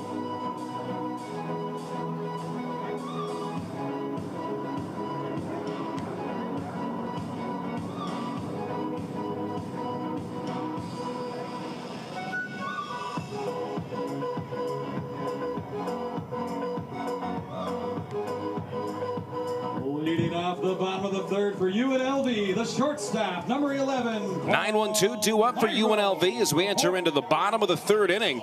Cincinnati on top 3-0 as the Rebels try to get something going. Paul Myro, the fourth, works his way around to the right-hand batter's box and will lead things off. Rounding out the starting 9 for Stan Stolte and company. Myro watching as the Rebels offensively going 4 up, 3 down in each of the first 2 innings against the lefty Kellen O'Connor. O'Connor with 31 pitches, 21 strikes thrown, and 2 innings full. Give you the final line on Rebel starter Carson Lane, who was pulled after 2 2/3 innings. First pitch from the lefty O'Connor to the righty Myro at the letters and in there for a called strike. Alex Navarrete able to get out of that jam by getting the line drive from the pinch hitter Christian Mitchell. Mitchell taking over, by the way, at third base for Carrington Cross. So it's Mitchell at third instead of Cross. He's shaded deep and towards the line as Myro takes a pitch off the outside and off the end of the glove of the catcher Klingenbeck and all the way to the backstop to bring the count 1-1. Myro hitting 9th, but leading off this inning, kind of acting as that faux leadoff hitter, right? It's a guy with a smaller build, but an excellent on-base percentage. 462 coming into this game in a small sample size, but just under 400 last season in an entire body of work, 38 starts, 39 games. So a great guy to have leading off the inning, although at the bottom of the order. O'Connor misses high. 2 balls and a strike to count. Give you Carson Lane's final line in a moment. O'Connor, meanwhile, picking up the tempo here as we get into the middle innings. He misses low in the dirt, and the count goes 3 balls and a strike for Carson Lane. His book is done after 2 2/3 innings. Leaves in line for the loss after giving up 3 runs, 2 of which were earned on 4 hits, 4 walks, 5 strikeouts. Finishes with 91 pitches, 50 of which were for strikes, and he is on the hook if the score holds. Next one on the way to Myro, and it's in there for a called strike 2. 3 balls and 2 strikes to the leadoff hitter Paul Myro, who's had an interesting start to the year offensively. 2 out of 9, 4 strikeouts to go along with 4 walks. He has worked a lot of deep counts, almost the opposite of his partner in the middle, J.P. Heft, with the approach. Here's the 3-2 from O'Connor. That swung on, popped up down the line at first. O'Connor heading towards the warning track. He's at the wall and watching it bounce over the bullpen, and the at-bat continues. Elijah Rodriguez on deck. Cooper Sheff in the hole, with Paul Myro leading things off. Yeah, you mentioned Drew, the kind of second leadoff hitter. I've always been a big fan of the lineups that have that. You got a guy hitting 9th, maybe not a lot of power, but just finds a way to get on base, and on other teams might be leading off. 100%. You need that scrap element, a guy who's going to foul off pitches, a guy who's going to work along at bat at the very least to start the inning on a negative note for the opposing pitcher. He swings and lines one deep to right field, but Landon Vitterick right underneath it. Right fielder with a couple of steps back towards the corner before gloving it for out number 1. Well hit struck ball the other way by Paul Myro, adding a little bit of pop as he continues his tenure here with UNLV, but he flies out to right to lead things off. That is 3 leadoff men set down in a row to start the outing for Kellen O'Connor, and wraps the lineup back to the top for Elijah Rodriguez. Kellen O'Connor extremely efficient. Silver lining you have to take as the Hustlin' Rebels with that Myro at bat, as it was a 7-pitch at bat and it was a ball hit hard. It was the first ball in the air in the outfield, and Myro got a good ride on it, but O'Connor throws this one in the dirt off the foot of his catcher. Klingenbeck almost boots it into the third base dugout for ball 1. Rodriguez began a 17-pitch first inning by striking out swinging. Here comes the 40th pitch of the night from the lefty O'Connor.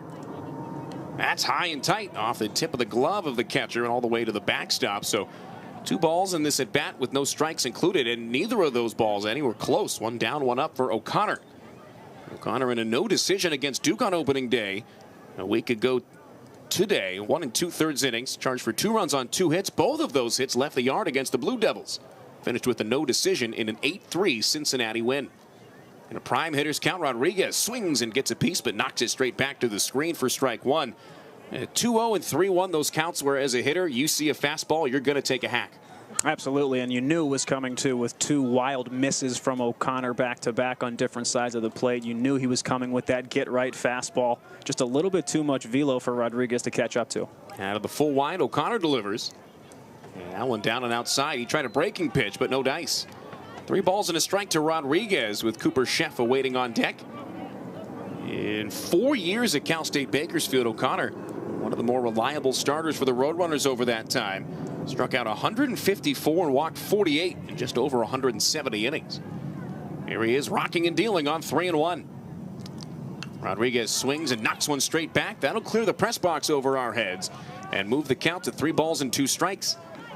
So the second full count of the inning, and the Rebels finding a way to really stretch out a lot of these at-bats here in the third. And that 3-1 pitch there shows really, really high pitching IQ there. You know a fastball is coming, and you know with your control waning, you need to dial in and throw a strike. But he put that fastball high, almost at the hands, to where he knew Rodriguez was going to swing, and it results in a foul ball. 3-2 on the way. That fastball down the middle, called for strike 3.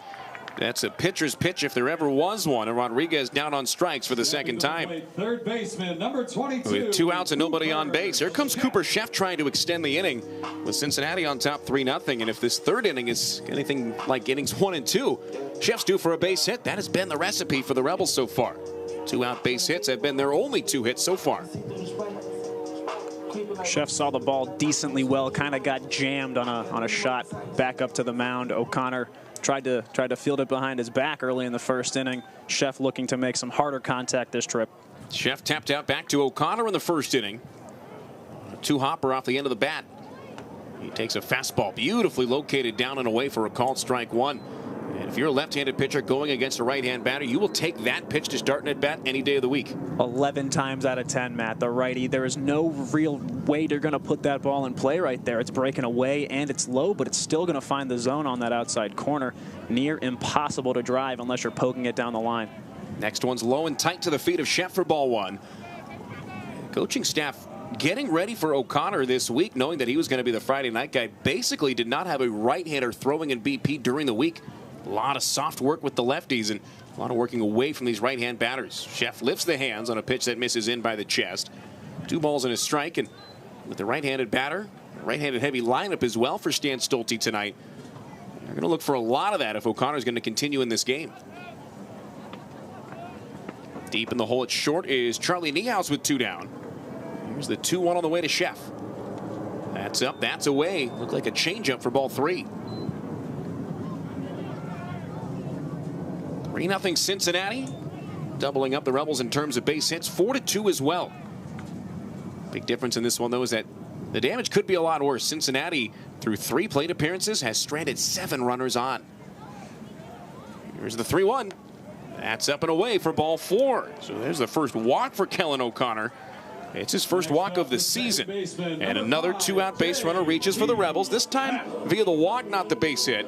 Nonetheless, it does bring up J.P. Heft and sets up Dean Toigo on deck as the tying run, I should say. And if you're O'Connor mentally, what do you think is more of a challenge, to allow your first walk of the year or a hard hit ball? I would honestly argue a walk right there. It's detrimental to you mentally with 2 outs. It's now happened 3 straight times a runner reaches first in 3 consecutive half innings. So a massive opportunity here for Heft with a runner on and 2 gone.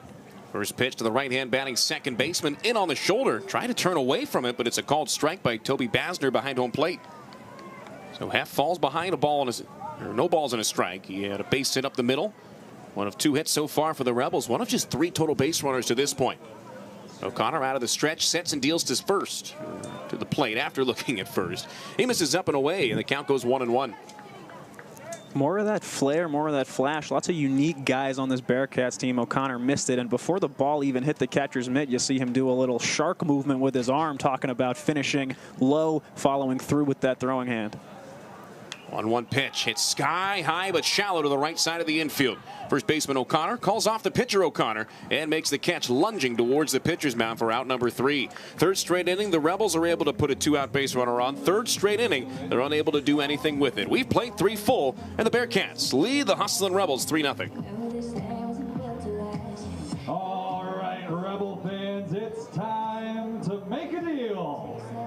The first fan to bring a pin to the marketing intern over by Smokin' Sam's will receive a very special UNLV prize pack.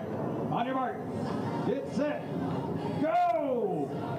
Again, this involves all the fans, grab yourself a pen and head over to Smoke and Sam's. Look for the intern holding the UNLV prize pack aloft. Hand them the pen, and you win.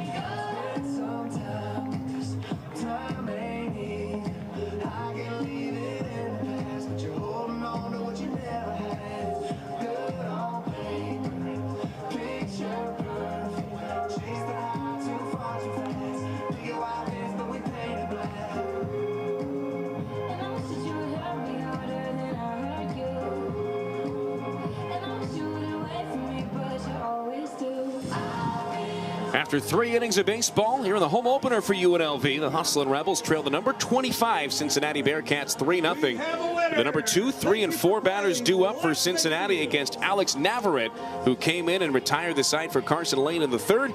Navarrete firing 4 pitches, 2 of them for strikes. He'll be up against the switch-hitting catcher Corey Klingenbeck to lead off here in the top of the 4th inning. And to take you through this inning on the play-by-play, here's Drew Neverett. Thank you, Matt. Appreciate it. Stepping into the box, Corey Klingenbeck, the catcher, wearing number 15 for the Cincinnati Bearcats. 1 for 2 thus far. A pop-up to second base in the 1st inning and a strikeout swinging in the 2nd. He'll face Adam Navarrete in what would be his first full inning of work. Stretch in the pitch from Navarrete. Fastball just misses outside for a ball. Gallegos tries to frame that one on the corner. No luck there. Here's a chance for Navarrete after getting knocked around a bit by the number 7 team in the country in Oregon State last weekend to build up some confidence. Likely going to be asked to go multiple innings here as well. Just misses low and away there. Gets past Gallegos. No harm, no foul with nobody on. Count runs to 2-0.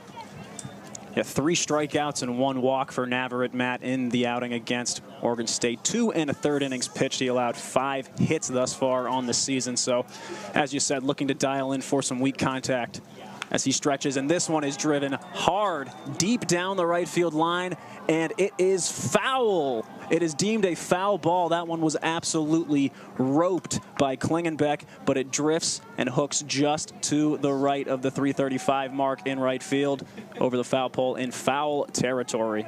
And Klingenbeck got all of that one, but was just a little bit early on that 2-0 pitch. We talked about it in the last half inning. 2-0 and 3-1, those fastball counts where you can almost see a hitter's eyes light up right behind him. And that one jumped all over. Literally, I think he left his feet as he swung at that pitch. Definitely got some verticality there, especially after 2 outside misses there from Navarrete. The batter knew a pitch was coming inside, and he really turned on it. He opened those hips, cleared them, and smoked it. But luckily for the Hustlin' Rebels, a foul ball. Here's the 2-1. Looping ball heading towards the left side, shallow left field. It's going to be shortstop Palmyra the 4th calling off the left fielder to make the grab, and a quick out for Navarrete. That is huge. It is the first leadoff man that the Rebels have retired between Carson Lane and Alex Navarrete. And Navarrete now retiring both of the batters he's faced, the pinch hitter Mitchell and Klingenbeck to lead off the 4th. They'll try to keep the momentum going here against Donovan Ford. Donovan Ford, the center fielder, drew a walk in his last plate appearance and ended up stealing second, but was stranded there to end the 2nd inning. First pitch from Navarrete. Darts in there, a slider, a great pitch from righty to righty, called strike 1. That is a beautiful front door breaking ball. And that tells you he's got the confidence. That's not something that you pull out of the back pocket for just anybody. He's really trying to stay aggressive here going through the heart of the order. After seeing that hard contact, you get a weak pop-up. It really gets your juices flowing and your confidence up. This one comes back with the slider, and again, this one time, it's going to land on the outside corner quickly. 0-2 for Navarrete. So at least in this short spurt so far, great command of that breaking ball. Wouldn't be surprised whatsoever to see him go with another one. This is a situation, though, I would throw it low. Start it out at the knees, bend it below the plate. Absolutely. You have that waist pitch, as you mentioned earlier. Navarrete, not too many pitches in this game. He goes outside. It's driven deep to center, carrying its back, and it's at the track, and it's going to be tracked down by Gunnar Myro. An excellent track job down there for the 2nd out of the inning. And between Carson Lane, the starter, and Alex Navarrete out of the bullpen, you're looking at two contrasting styles. Lane's looking for swing and miss stuff. Navarrete's looking for soft hit balls in play. Now, that one hard. Meyer able to track it down, but that's 3 outs in 3 batters. All 3 of them have put the ball in play. Dawson Hocuff, the designated hitter, steps in. Left-handed hitter wearing number 5. Hit by a pitch, just barely grazed his jersey, but he got the free pass to first base in his last plate appearance. First pitch. Fastball fouled off behind us here in the press box, 0-1. And again, Navarrete looking for that first pitch strike and looking for contact. I think that's such a big deal for UNLV in terms of settling into this game and not letting it get out of hand, not letting the lead extend past this 3-run deficit. That's what the pitching coach, Jeff Opalewski, told us before the game. You got to beat this team in the zone, and Navarrete doing it so far. Breaking ball misses just low, backhanded pick by Gallegos, the catcher. Count evens up at 1-1. And talk about Hocuff. He's taken a ton of pitches today. Took 4 pitches before hit by pitch in the 2nd inning and drew a walk in his first ups in the 1st inning.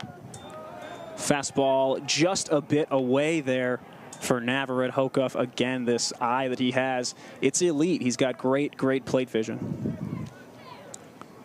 It's just one of a handful of games going on around the Mountain West Conference tonight. Checking on those in a moment. Kick in, the pitch misses low again off the foot of the umpire. Down and in on the left-handed batter. Count moves to 3-1. A couple of games already final, including Mountain West teams. San Jose State winners at home over Utah Valley in a 5-2 final. How about the early battle between the service academies? Air Force took down Navy in Kinston, North Carolina. Brand new stadium out there. A 3-2 final. That one hotly contested between those two bitter rivals. Thrilling contest between the midshipmen and the Falcons. That one is just on the corner. Navarrete locates the fastball. Count is now full. 3 balls and 2 strikes. 2 outs here in the top of the 4th. And the only other final on the Mountain West website between Mountain West team, Michigan State downing Washington State 9-2. Remember, Washington State, you're in the Mountain West in baseball this year and next. We got plans. That one's driven just by the outstretched glove of J.P. Heft, diving to his left. It trickles through, and that's going to be a single. 1,000 on-base percentage today for Hocuff through 3 at-bats. A walk, a hit by pitch, and now that weak single.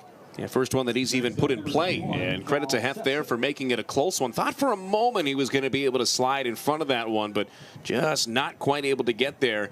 This is the first runner that Navarrete has allowed on through 4 batters. He'll try to wipe him out, retiring Cal Sefcik here. Yes, Sefcik, the left fielder, stepping in. Watch again for that pickoff here from Navarrete. He knows the threat that the Bearcats possess, stealing second base. This first one driven in for a called strike 1. Navarrete really pounding the zone. He's looking fastball first pitch. The majority of his at-bats, we've seen the slider be effective early in the count as well. And there's that quick pickoff, trying to catch Hocuff, leaning a little bit. No dice there. We've got a couple of finals just now coming across as well. Some more Mountain West scores. UNR defeated Cal State Bakersfield 7-4 earlier this evening in Reno. Slider misses away there, taken.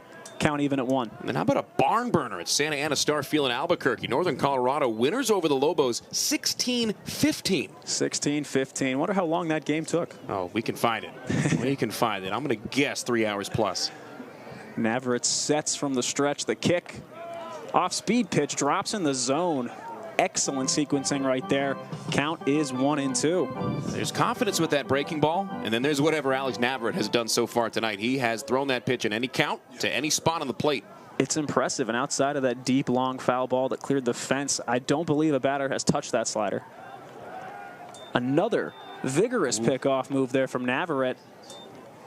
No luck again, but really making these base runners think, and he's doing a good job of keeping them tight to first base. Total game time on that Northern Colorado, New Mexico barn burner? 3 hours, 9 minutes. 3 hours, 9 minutes. Shoot, before pitch clock. I think 4.5. Easily. It's wild. This pitch fouled off, jam shot behind the base. Behind the press box here, that's a foul ball. Count remains 1-2. Yeah, that would have been a 4.5-hour one at least before the pitch clock. I remember a game a couple years ago here at the Earl between UNLV and Washington State where there was a 4+ hour game. One of the teams scored 20 runs. Football scores. Literally. Here at Early. Here's the 1-2 from Navarrete out of the stretch. Slider misses away. Gallegos gets to the knee to stop and backhand that one. Count is 2 balls, 2 strikes. Just a couple other games going on in action right now around the Mountain West. Utah leads San Diego State at Tony Gwynn Stadium, 3-0. That game in the bottom of the 4th inning. Bottom of the 4th in Fresno. Fresno State and Cal State Fullerton all tied up at 3 each. 2-2 from Navarrete. Again, a pickoff. This time almost gets him. Hokuff didn't decide to slide this time. He stepped back in, and it was really the delayed turnaround of Brendan O'Sullivan. Did almost a 360 turn to apply the tag since there was no slide. And Hokuff has been really aggressive, not only in his primary lead, but in his secondary as well. Jace Gallegos keeping an eye on him. 2-2, fouls it off his left leg. A little bit of pain there, but he's got that protective shield on his left ankle. Count remains even at 2-2 after the foul ball. Brendan O'Sullivan active over there at first base, and you see some different techniques for a first baseman holding on. He is almost a stride off the base towards second, and he's applying these tags almost behind his back.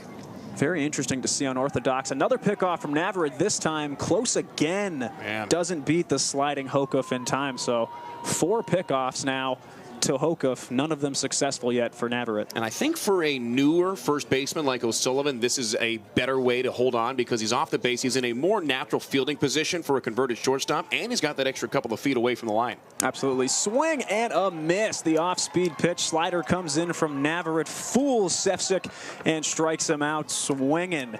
We go to the bottom of the 4th. 3-0 Cincinnati.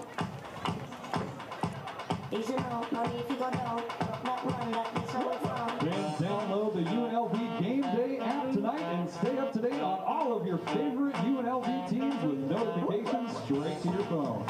Get tonight's game programs, schedules, live stats, rosters, streaming audio and video, venue maps, special offers from UNLV partners, and more.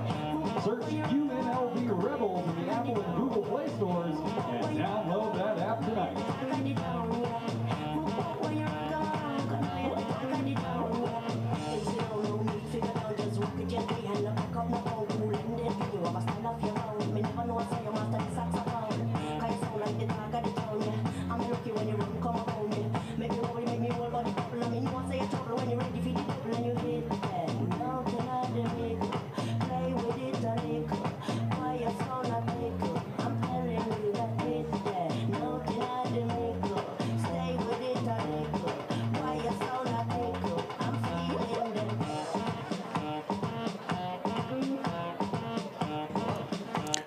Welcome back to Hustlin' Rebels Baseball. Tonight's game is brought to you by America First, Nevada's premier credit union. Whatever financial goals you've got for yourself, your family, or your business, America First can help you get your money working. So head to americafirst.com and join the home team today. Matt, an incredibly efficient performance we've seen out of Cincinnati starter O'Connor. He's got 52 pitches heading into this 4th inning, 31 of them for strikes, and working a lot of shallow counts, forcing a lot of weak contact from the Hustlin' Rebels. Yeah, 52 pitches total, but keep in mind that 22 of those were in the 3rd inning alone. And UNLV has yet to send more than 4 batters up to the plate in an inning, but you saw back-to-back full counts work by Paul Myro and Elijah Rodriguez before Cooper Sheff took a walk, so the Rebel approach starting to change here into the middle innings. Definitely a good sign, too, leaning as we get later into these innings. For the Hustlin' Rebels, still a manageable 3-run deficit, so looking for some offense here. First pitch from O'Connor, it's that fastball, just touches the outside corner for strike 1 here against Toigo. An excellent pitch right there, darting from left to right to find the corner. Toigo, long and lanky. He has that outside ledge covered if he needs it. O'Connor's pitch inside and smash down the line. Clears the roof of the practice facility over there in the first base side. Definitely early on that off-speed pitch was Dean Toigo. 0-2 now. Toigo, the transfer from Hope International out of the NAIA level, he has not been overwhelmed whatsoever here at the NCAA.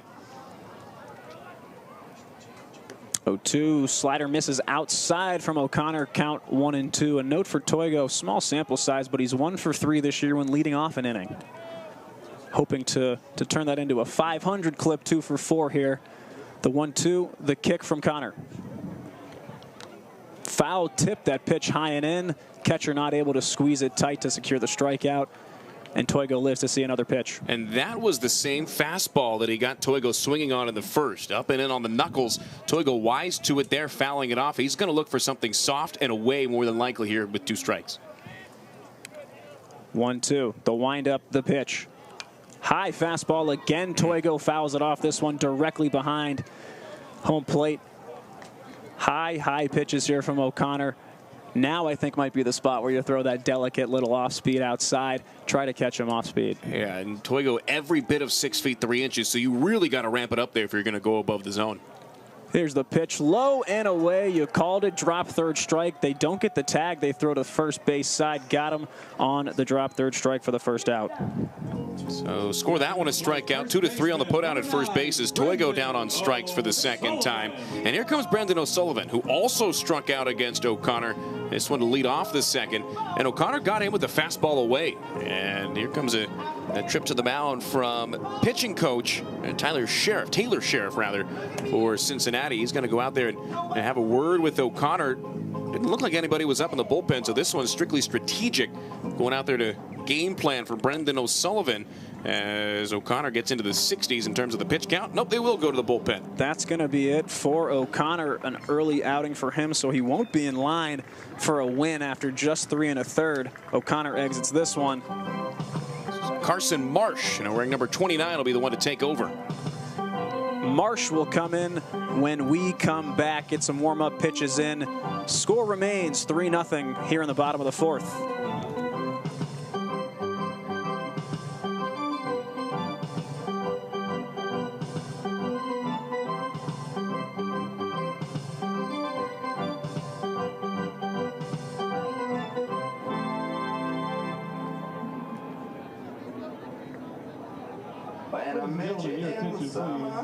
Taking them out for the Bearcats, number 29, Carson Marsh. We fell in love as the leaves turn brown, and we could be together, babe, as long as skies are blue. You act so innocent now, but you lied so soon.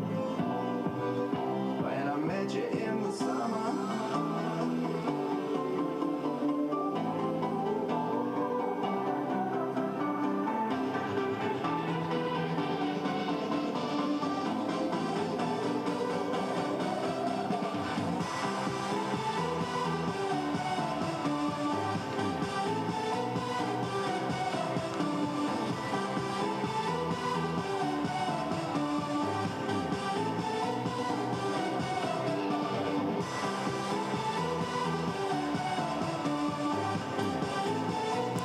Welcome back into Hustlin' Rebels baseball. On the back end of the pitching change, we've got Carson Marsh pitching for the Cincinnati Bearcats, the sophomore right-hander, 5'10", 178 pounds, out of West Chester, Ohio. Smaller righty here to relieve Kellen O'Connor. Kellen O'Connor had a fantastic day, Matt.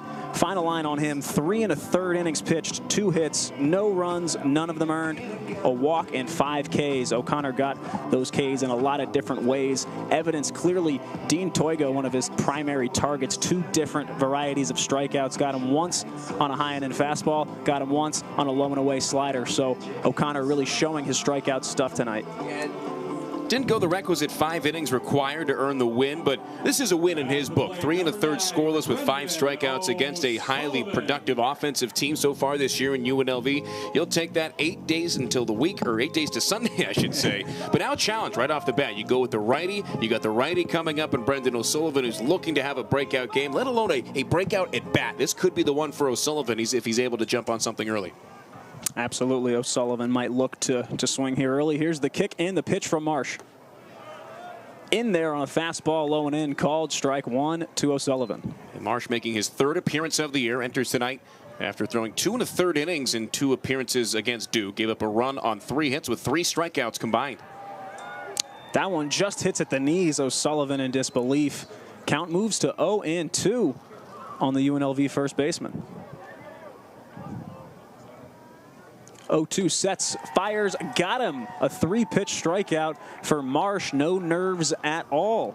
O'Sullivan swings and misses on that low slider to make it 2 outs here in the 4th. Yeah, that's impressive from a true sophomore.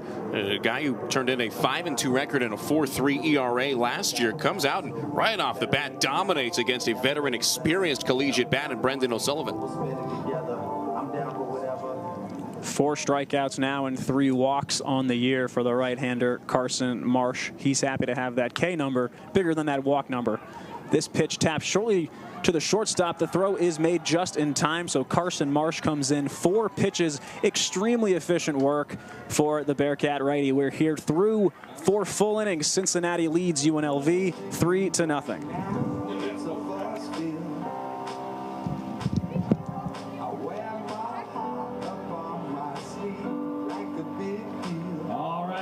It's time for the in and out lucky section. Drum roll, please. Congratulations to section 104. Your entire section is going home with a free double-double, courtesy of our friends from In-N-Out Burger. That's section 104. Congratulations, you've won a double-double.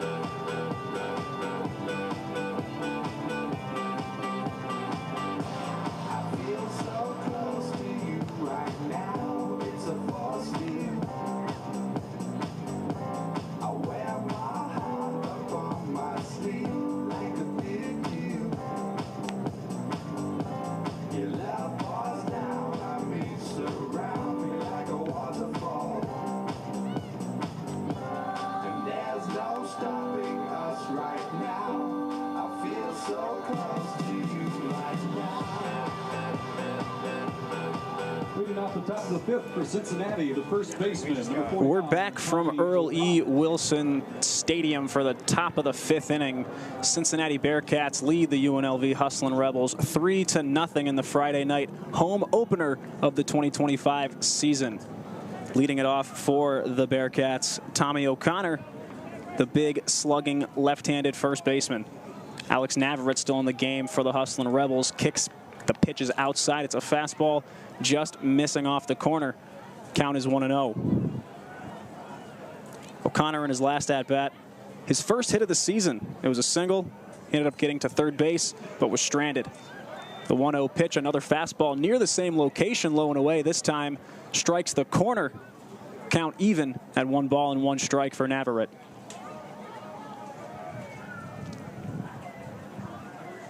One delivery. It's that exact same location. This time a changeup catches O'Connor off guard. 1-2. Navarrete ahead. This will be the 6th batter that Alex Navarrete's faced so far today. Only 1 hit allowed, no walks and a K. So feeling himself being efficient as well. Here's the 1-2. That fastball is late, swung on and fouled off to the third base side into the seats.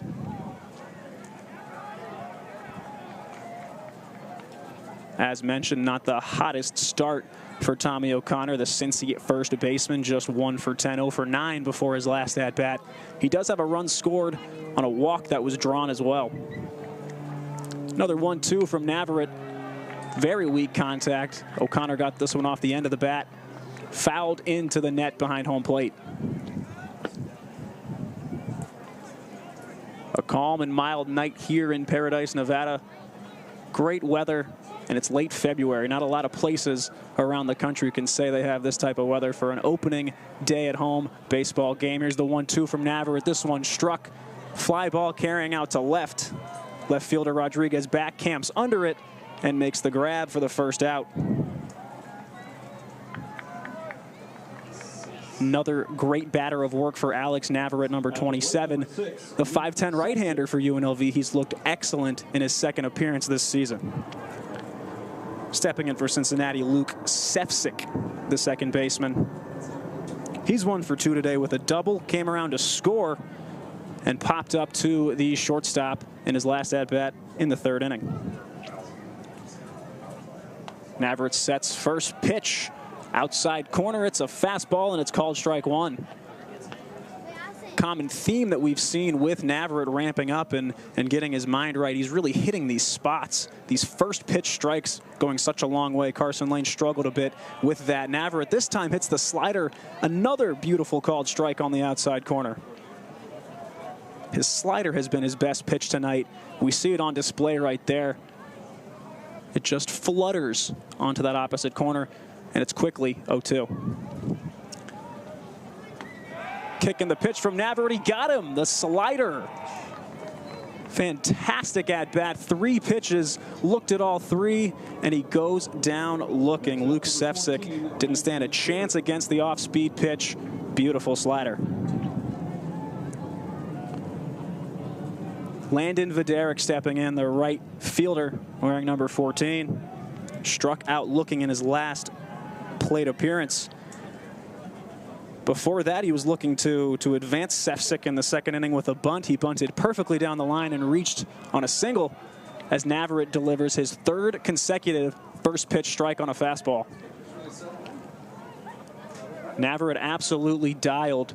Seems to have gained all composure he may have lost in a tough outing against Oregon State. One of the best offenses in the country that you will see in the NCAA. This time, missing outside is Navarrete. Count even at 1.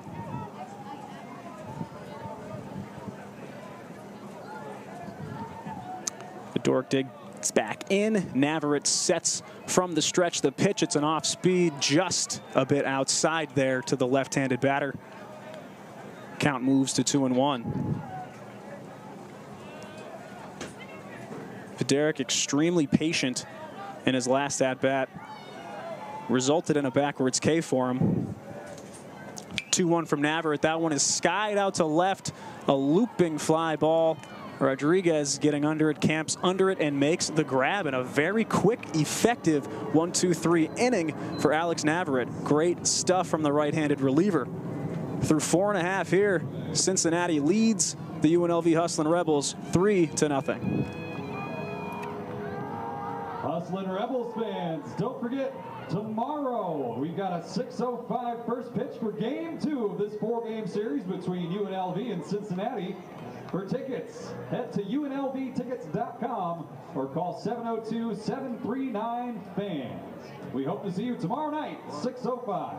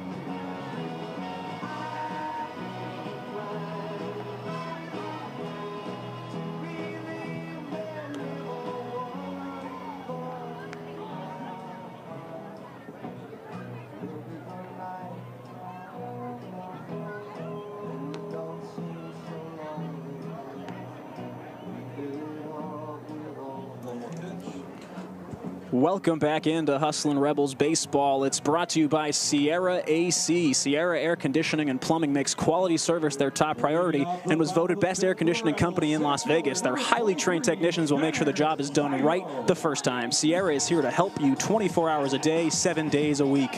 Call Sierra Air Conditioning and Plumbing today for service that soars above the rest. Matt, we got the Hustlin' Rebels coming back to bat. 7, 8, 9 due up. It's the center fielder, Gunnar Myro, digging in to face Connor Marsh. First pitch from Marsh, low on the fastball. 1-0 early. So Marsh 5 pitches down. That's his first pitch outside the strike zone. Got O'Sullivan and Koniarski back-to-back to retire the 1-2-3 4th inning in order. That pitch outside, fouled off hard right by the Lead Athletic Complex. Count even at 1 ball and 1 strike. How about the work done so far by Alex Navarrete? He has come in and retired 7 of the 8 men that he's faced, including striking out a couple. Off-speed pitch finds the corner, 1-2 to Gunnar Myro, and absolutely Navrate's been a man on a mission after the first batter he faced. He's been hitting first pitch strikes 4 out of the last 5 at-bats, as this off-speed tails inside on Gunnar Myro. A miss from Marsh evens the count at 2-2. And if nothing else, Navarrete eating innings. He's already gone through 2 1/3. Don't see a lot of movement out in the bullpen either. Swung on and missed. Marsh goes off speed, pulls the string, and it's a strikeout on the 2-2 pitch for Gunnar Myro. Number 10, 2 strikeouts and 3 batters faced for Marsh. He's shown some real confidence, especially as a true sophomore. I'm thinking about that curveball still that he threw to Myro that he took for strike 2. I mean, that thing started at the top of the zone, ended up almost below the knees. Great movement for a guy who's not overly big, doesn't quite have that prototypical big pitcher's frame, but he makes it work. Absolutely. A lot of confidence from 2 potentially undersized righties that are both in the game right now for their respective teams. Chase Gallegos, the catcher, steps in and takes ball 1. That pitch finds the knees there. Center cut, maybe a bit low, but it's called a strike. Count 1-1. Marsh also working at a breakneck pace here in the 5th. That one's driven to left field on a line, but it'll be easily tracked by Cal Sefcik. Quick second out there for the Bearcats. And that patient approach that the Rebels demonstrated towards the end of the outing for Kellen O'Connor has quickly flipped the other way. They are swinging early, they're swinging often. Gallegos typically a guy who's a lot more patient, but he lifted that pitch. Marsh basically said, here's my best one, see what you got. And that's exactly, like we said earlier, what Coach Hope wants the Rebels to do as a pitching staff, win in the zone. That's what Marsh has done to this point. Absolutely, forcing that contact that gets you outs. That's the goal. First pitch to Paul Myro, the 4th fastball, high, mishandled by the catcher, and that's ball 1. When you're a guy like Marsh who's not going to light up the radar gun, not going to win any velo contests, you're going to have to find ways to induce soft outs, and especially as a younger player as well. Yeah, we've seen from Marsh that slider is excellent. We see it right there. Pump fake on a bunt there from Paul Myro. He pulls it back, and it's taken for ball 2. Marsh's quick pace has been to the benefit of the Bearcats, especially with UNLV being more aggressive. We've seen Myro take the first 2 pitches. This one fouled off, seemed to be a fastball there. Yeah, Myro saw that fastball anywhere near the zone on the inside and was ready to go. Problem was he couldn't get that foot down in time. It's one of the things you'll see in the early parts of the season is the hitter's timing maybe not quite where it would be at the end of May. 2-1 pitch finds the inside corner. Myro looked like he was about to check swing. Didn't matter as that ball was called for a strike anyways. Consistent zone so far from Toby Basner behind home plate. That pitch has been a strike all day long. 2-2 pitch misses low, and absolutely you're right about Basner. It's early in the season for these guys too. The umpires need some time to really work on their craft and get back into the swing of things. He's been excellent behind the plate calling balls and strikes. Here's the pitch, just a check swing, and it's hit into play. Marsh will take it all the way himself. An accidental ball put into play by Paul Myro, the 4th. Quick 1-2-3 inning for Connor Marsh, and we're through 5 full here at Early Wilson. Cincinnati leads it over the Rebels 3-0. Rebel fans, grab your game day essentials today and walk around in style. Go to UNLVgear.com for merchandise all season long. That's UNLVgear.com.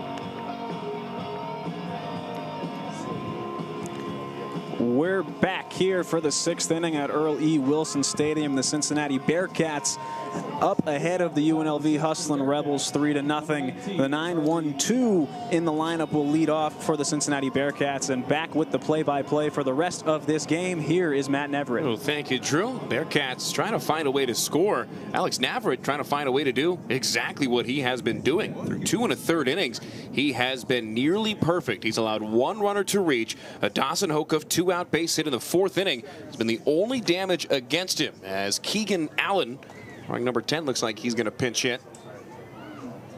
As right-hand batter steps in against Alex Navarrete. He squares to bunt. No, check that. This one's popped up high on the third base side and foul ground, and Gallegos unable to track it down as Charlie Niehaus at the bottom of the lineup falls behind 0-1 on a bunt straight back. Cincinnati's got that unique font that they wear on all their uniforms. You see it on the gridiron. You see all the clips in the Super Bowl of Travis and Jason Kelsey in college, and a unique font. The 9 looks like a 0, but I'm impressed with the consistency across all the sports. No, absolutely. They have a good branding kit, right? They have that tall, thin type of font, and it's really unique. You can tell it's Cincinnati when you're looking at it. There's the 0-1 as Navarrete drifts the slider just off the outside. As the count goes even to Niehaus at the bottom of the lineup. He drove in a run on a base hit in the 2nd inning and then walked in the 3rd. That walk, meanwhile, bounced Carson Lane from the game. Lane, the starter for the Rebels, still on the hook as of now. Niehaus takes a slider, perfectly placed over the black of the outside of the plate. And it goes 1 ball, 2 strikes with Christian Mitchell, who came in as a pinch hitter in the 3rd on deck. And that slider was near the exact same location as the last one, called for a ball just a little bit lower in the zone, and it's perfect execution there from Navarrete on the slider. 1-2 pitch is a fastball just upstairs. That's a good miss if there ever was one, and the count goes even to the leadoff hitter of the 6th inning. UNLV trailing 3-0. And have been set down in order in the last 2 innings. Before that, though, they had a runner on in each of the first 3. Here's the 2-2. Slider called, strike 3. Perfectly placed again from Navarrete. His 3rd strikeout is the 5th batter that he has retired in a row. Leadoff man set down here in the 6th. Matt, there's no other way to describe that slider than ridiculous, especially with 2 strikes there. I mean, he used it in his early sequencing, right? The 2nd pitch, the 3rd pitch of the at-bat were both sliders, one higher, one in the middle of the zone. That one drops a little bit below the middle of the zone, and it is perfectly placed on the outside corner. Navarrete's been getting that call as well on the outside corner for righties. Mitchell, who took over at 3rd base for the leadoff man Carrington Cross, in from the right and taking ball 1 downstairs. A transfer from Riverside City College, Alex Navarrete, who turned in a 4-2 record in 14 appearances last year for the Tigers. Fastball over the outside, a called strike once more. And he is really confident throwing away from those right-hand batters. And you mentioned when he came into the game that 3/4 arm slot, especially as an undersized right-hander, it's so much more difficult to pick up that outside pitch, whether it's off speed or whether it's a fastball. Mitchell launches this one straight away to center field, but it's playable for Gunnar Myro. Center fielder a couple of feet in front of the track, turns around and makes a catch in front of the chest. Make it 6 straight sent down by Navarrete. And now he has retired Mitchell twice, setting down 9 of the first 10 that he's faced, and the first 2, more importantly, here in the 6th. With nobody on base, here's the catcher, Corey Klingenbeck. Klingenbeck, the switch-hitting backstop, batting from the left side, 0 for 3 tonight. All 3 at-bats from the left-hand side, and he's popped out twice. Once to Myro, once to Heft, and he struck out against Carson Lane back in the 2nd inning. He's 2 for 8 on the year and still looking for that first single. Both hits, extra bases, 1 double and 1 triple for the backstop. He stands in and takes a breaking pitch down and away in the dirt for ball 1. Cincinnati with 3 runs on 5 hits, no runs on 2 base hits for the Rebels. No errors on the scoreboard for either side. Cincinnati's also stranded 8 runners on base. And Navarrete went 1, 2, 3 through the 5th. It was the first time they had yet to strand a runner on. Navarrete freezes Klingenbeck with the changeup. That's in there for a called strike 1. Everything seems to be finding the corners for Navarrete. It's quite impressive to see how he's dialed in now with, 3 full innings of work now. A swing and a fastball knocked straight back to the screen. 1 ball and 2 strikes as Navarrete tries to go 1, 2, 3 once more. Cooper Sheff, the 3rd baseman, was standing with his toes on the infield grass, shaded way in, but now with 2 strikes, he'll back away. The chances of a bunt attempt greatly decreased with 2 strikes. Beautiful night with no wind to speak of. The outfield playing straight up and the infield playing deep. Navarrete sets at the belt. And the righties 1, 2. Outside, tried a slider that didn't slide, and the count goes even. for the Rebels in the bottom of the 6th inning. It'll be the top of the lineup, so we'll have a chance here if Navarrete can retire the side in this batter to go in with some momentum, really for the first time all night. And all you can ask of Navarrete is what he's done, and that's keep the door open for the Hustlin' Rebels offense. 2-2 pitch it high in the air, deep to right field. Back goes Toigo. He turns around at the wall, and this one is out of here. The old commentator's curse right there. That was a laser beam to the left of that big light pole out beyond right field. First home run of the season for Corey Klingenbeck is the first run for either side since the 2nd inning. Gives him 2 RBIs on the year and extends the Cincinnati lead to 4-0.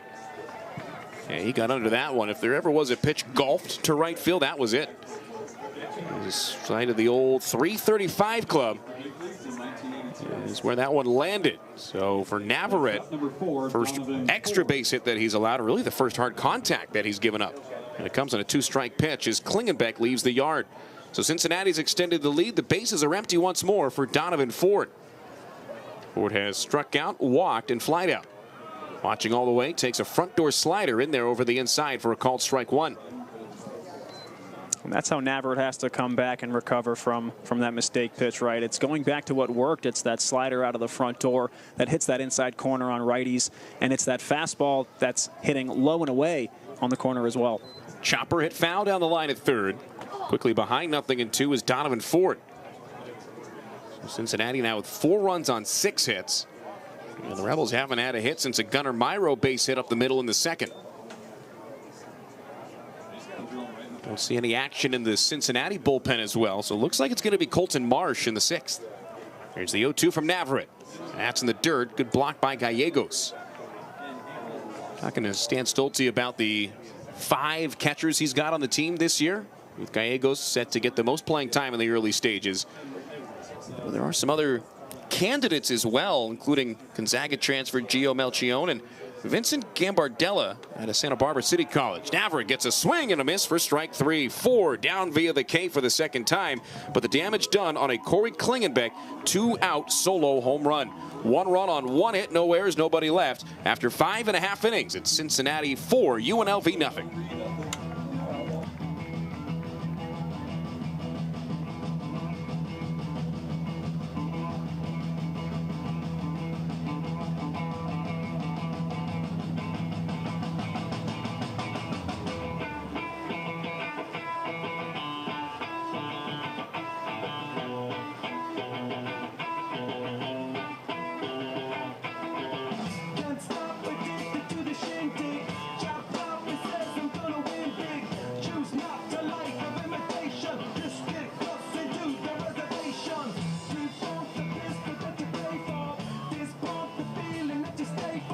Ladies and gentlemen, your attention please. Coming out of the bullpen for Cincinnati, number 38, Joel Pinheiro.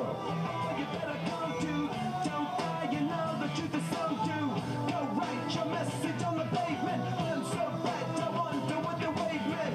White heat is screaming in the jungle. Don't beat the motion if you stumble. Go ask the dust for the answers. Come back strong with 50 million. The world I love, the tears I try to be part of the way you can't stop. Ever wonder if it's all for you? The world I love, the trains I have to be part of the wave can't stop. Come and tell me when it's time to. Sweetheart is bleeding in the snow cone. So smart she's leading me to ozone. Music, the great communicator. Used to sticks to make it in the nature. I'll get you into penetration. The gender of a generation. The blood of every other nation. Look your way, the gold of meditation. This chapter's gonna be a A new arm on the mound for the number 25 Cincinnati Bearcats as we enter into the bottom of the 6th inning. Entering into this one with a 4-0 lead, wearing number 38, Joel Pinheiro, redshirt junior at 6'1", 202 pounds, the Miami native, transfer from Florida International, the son of former big league pitcher by the same name, Joel Pinheiro. Originally came from Puerto Rico and Spent parts of 10 years in Major League Baseball. And the younger Pinheiro goes up against the top of the Rebel lineup here in the bottom of inning number 6. Rodriguez, Sheff, and Heft, the first 3 to welcome Pinheiro to the game after Carson Marsh able to go an inning and 2/3 perfect. No runs, no hits, no walks, and 2 strikeouts. He leaves as a pitcher of record for the Bearcats after 18 pitches, 12 strikes. First pitch swinging is Rodriguez. Hits this Pinheiro fastball shallow in the air to center field. Hanging up there for Donovan Ford, who settles underneath, and the center fielder gloves it for out number 1. 1 pitch, 1 out. So far, so good for Pinheiro. Picking up where Marsh left off. Cooper Sheff. Lots of great pitchers in this Bearcats staff. No runs allowed yet here as we advance into the 6th, and we got Sheff stepping up. A big hope here for the Hustlin' Rebels to get on base. He's had great vision and a great approach his 2 plate appearances. Sheff with the ground out back to the mound and a walk to this point. Stands in and takes a first pitch fastball. Heater at the letters for a called strike 1 from Pinheiro. He's making his 2nd appearance at Cincinnati after 3 years at FIU. Former Panther, now the Bearcat. Keeping into the feline family is Pinheiro. 3/4 delivery as that fastball rides over the inside. Count goes 1 ball, 1 strike. Pinheiro against Duke in his only other outing of the year. A week ago today, he tossed 4 scoreless innings against the Blue Devils, striking out 3 and giving up 3 base hits. It was a slider that fades outside. 1 ball, 2 strikes now to Sheff. Pinheiro, a guy that can stretch it out. He got the win in that game. It was one that was started by O'Connor, except in that instance, it was Pinheiro, the first man out of the bullpen. Takes the sign, deals on 1-2. Swung on, knocked straight back by Sheff as a foul ball into the net behind home plate extends the at-bat. JP Heft awaits on deck. And if he's able to reach, Dean Toigo, who has struck out twice in the hole. Toigo would love a shot at this young right-hander. It's been 3 years in Miami at FIU. 1-2 slider outside once more. Starting to see FIU as one of the schools taking advantage of some of the NIL era opportunities afforded. Mr. Worldwide himself, a Miami native, Pitbull, took over and basically self-sponsored the FIU football team this past year. As Sheff twists one into the seats on the right field side. A fastball fouled off, keeps it 2-2. Yeah, and you know what they renamed the football stadium at FIU? It's Pitbull Stadium. Pitbull Stadium. They got the naming rights. It's spectacular to see, you know, figures go in like that to smaller mid-major level schools and really, you know, surge them financially. Pinheiro deals on 2-2 and bounces a pitch in the dirt, and the count goes full against Cooper Sheff. Joel's father spent 12 years in Major League Baseball.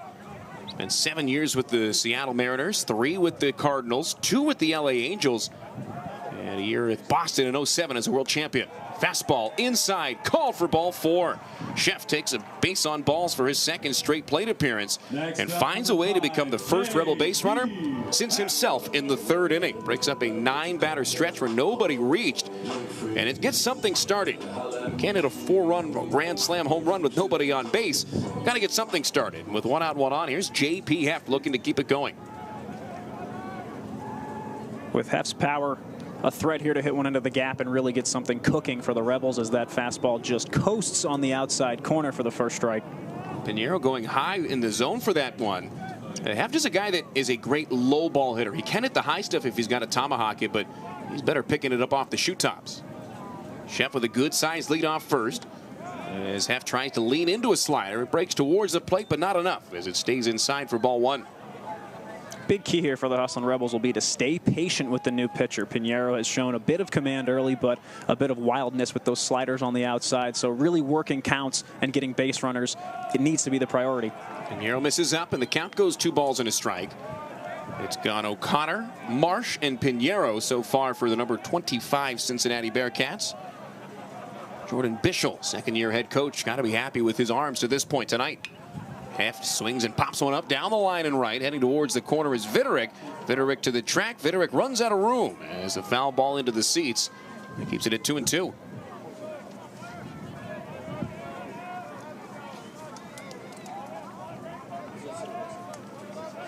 A new ball put in play is Joel Pinheiro. Takes a look over at Cooper Sheff at first base, who was caught stealing over the weekend in his only attempt of the season. The 2-2 in the dirt, blocked by Klingenbeck. Great job by the catcher to keep that one at bay.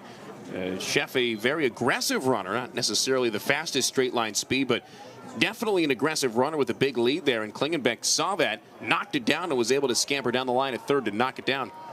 Excellent block. Really had his shoulders squares, then turned them right to left to keep that ball bounding to the left side of the plate. But in perfect time, it looked like he had springs in his knees. He got up immediately to avoid any type of advancement from Chef. Yeah, runner breaks for second. The 3-2 pitch chopped up the middle. Coming in to grab it is the shortstop Niehaus. He gloves, throws, and is in time to first base.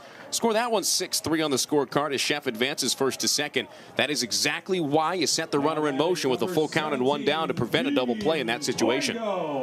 Great situational baseball from the Hustlin' Rebels, and now that elusive first run standing on second base. Just the second Rebel to reach second base all game long. It was Heft in the first inning when he was stranded. It's Chef now with 2 down here in the 6th inning. Brings up Dean Toigo. Love to get a crack at Pinheiro here. Look for him to be aggressive early in this at bat after 2 strikeouts so far. First pitch at the knees. Fastball called for a strike, so Toigo not aggressive on that instance.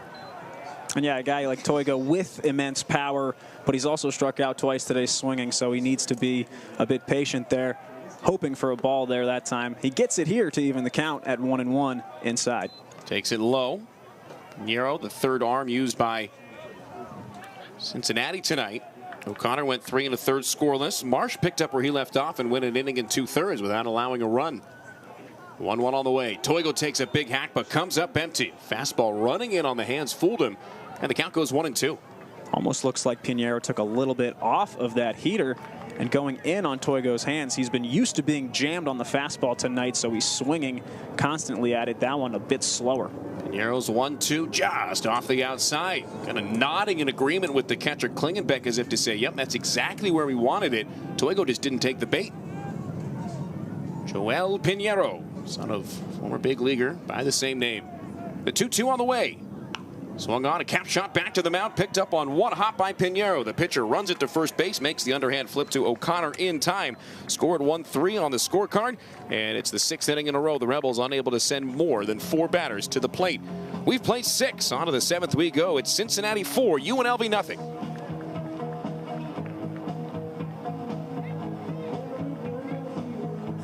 Fans, do you have a group interested in attending a UNLV baseball game this season? Groups can receive price discounts. A group of 10 or more can get more information by going to UNLVtickets.com or calling 702-739-3267. That's 702-739-SPANS for all your group ticket needs.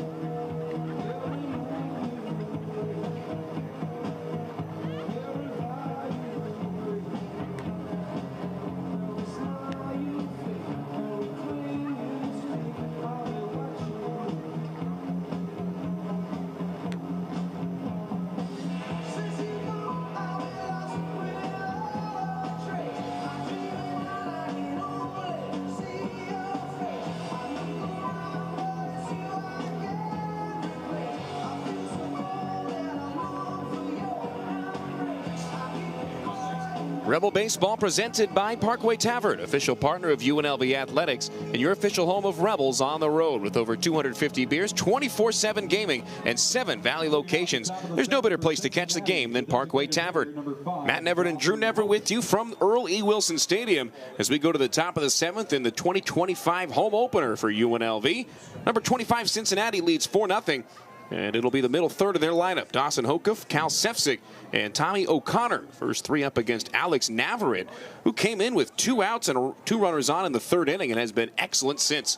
Gets a screwball ground ball down the third base side. Foul from Dawson Hokuff, who is yet to be retired tonight. He is walked. He's been hit by a pitch. And then against Navarrete in the 4th, he singled a base hit.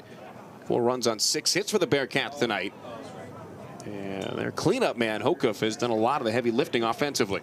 1,000% on base percentage, but 0 runs. Rare you see that through 3 plate appearances, and even more rare with how prolific this Cincinnati offense has been early in the season. Navarrete misses outside. Count goes even at 1-1. Now 54 pitches, 36 strikes for the Colton, California native. Just firing his best stuff in the zone, seeing what they can do with it.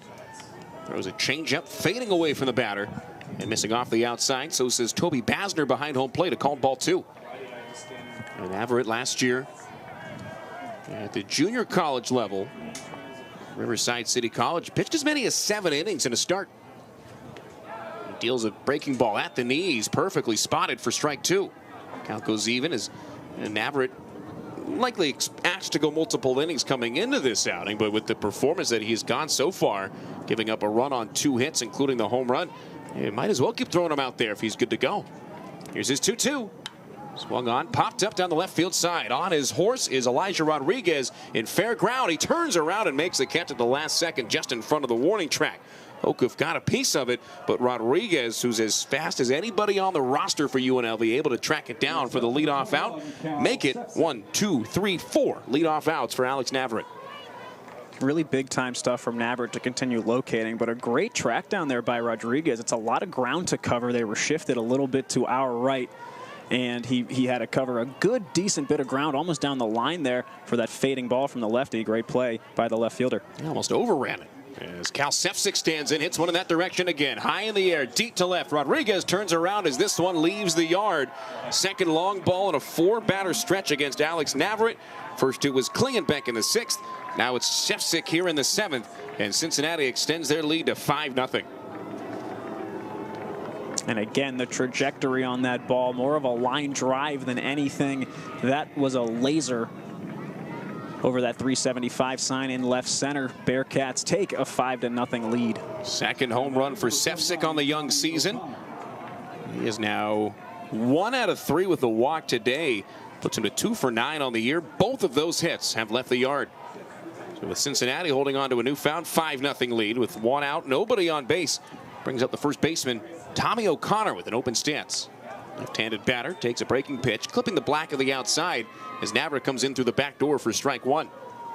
And if you're Navarrete now, you have to just hit that mental reset button again. You got to consider the big parts of your box score that have happened tonight. He's at 3 2/3 of an inning, only 3 hits, 2 of them just those long solo shots, but 4 Ks for him as well in almost as many innings. Now's the time when you're an innings eater and you just need to dial back in, hit your spots like you have been all night outside of those 2 rough plate appearances. 1-1 fastball, center cut right down Broadway. In there for strike 2 against O'Connor, who has struck out, singled and flied out to left in 3 plate appearances. It's the second time he's faced off against Navarrete. He got him to pop out to Rodriguez shallow in the outfield. He comes set with 1 out, nobody on. The 1-2 pitch. Swung on and missed in the dirt for strike 3. Gallegos has to throw to first to complete the out. He does. And O'Connor down on strikes for the second time. And for Navarrete, that's strikeout number 5. Also out number 2 here in the 7th. So just shy of the stretch break. Cincinnati on top 5-0.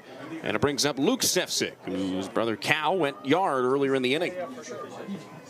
Luke has doubled. He has popped out to Myro at short, and he has struck out looking against Navarrete in a 1-2-3-5, which still to this point, the best inning bar none for the Rebel pitching staff tonight. Right on right battle as Sefcik squares to bunt, pulls it back. Breaking pitch misses off the outside for ball 1. Tomorrow it's going to be LG Mercurius making the start. He'll be opposed by Nathan Taylor for University of Cincinnati. And won a 6:05 first pitch here at the Earl as Navarrete sees Sefcik square to bunt, deals him a fastball over the inside. Batter pulls back on a called strike. Yeah, pulling back on both of those bunts, you wonder if it's even in the cards to actually attempt the bunt, or with Navarrete having, just given up the home run to play more mind games at the plate here. Doesn't square here. Instead, keeps the bat on the shoulder and takes a breaking ball down and outside. 2 balls and a strike, the count to Sefcik. Meanwhile, at third, Cooper Sheff standing with his toes on the infield grass. Well, Sullivan started the at-bat shaded in at first, but now backs off. Everybody else, except for Sheff, playing deep around the infield. Navarrete to the plate as a ground ball ripped to third. Fielding it on his left side is Sheff. He stands up. He slings it across to first base, and that is in time to stretch up the line by O'Sullivan. also on the play. But the damage done again. Second straight inning for the Bearcats with the solo home run. This time it's Sefcik that leaves the yard, and we reach the stretch break. After 6.5 innings, it's Cincinnati 5, UNLV nothing. Through the 7th inning, you know what that means. As is the tradition, it's time to stand, it's time to stretch, and it's time to sing "Take Me Out to the Ball Game."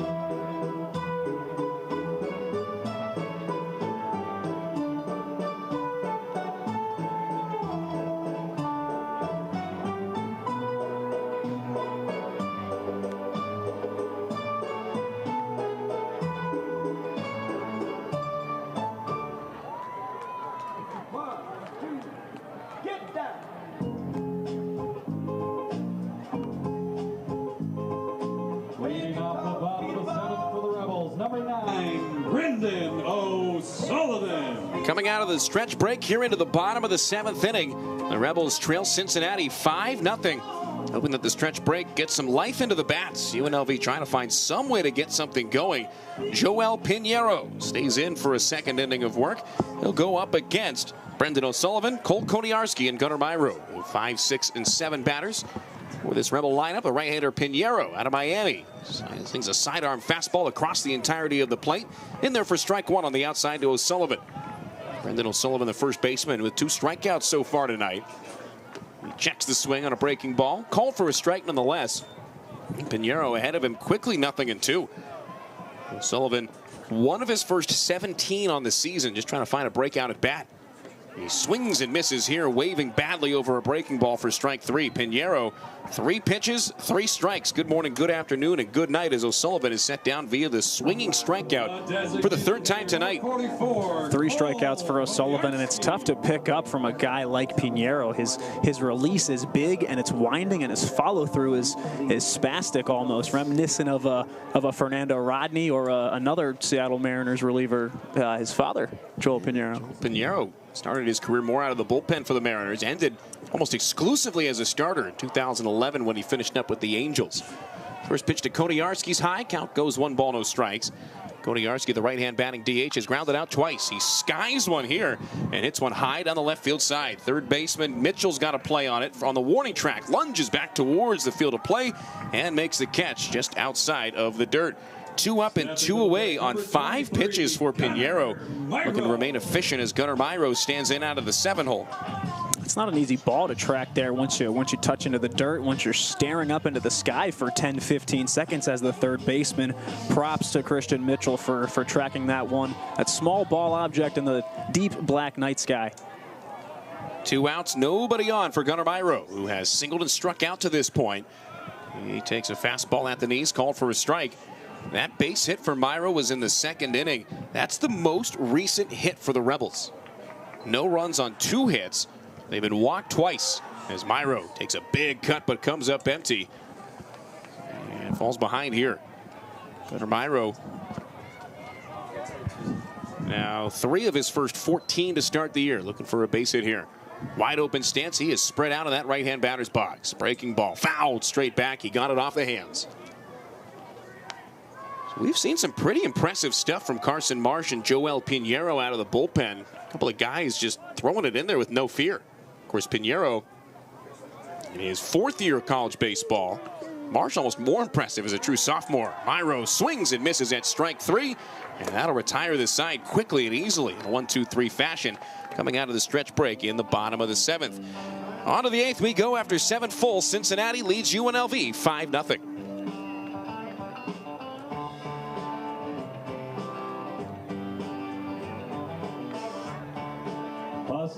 Rebel fans, don't forget Game 2 of this 4-game set between UNLV and Cincinnati is tomorrow night. First pitch set for 6:05 p.m. We hope you can join us. Go to UNLVtickets.com or call 702-739-FAN.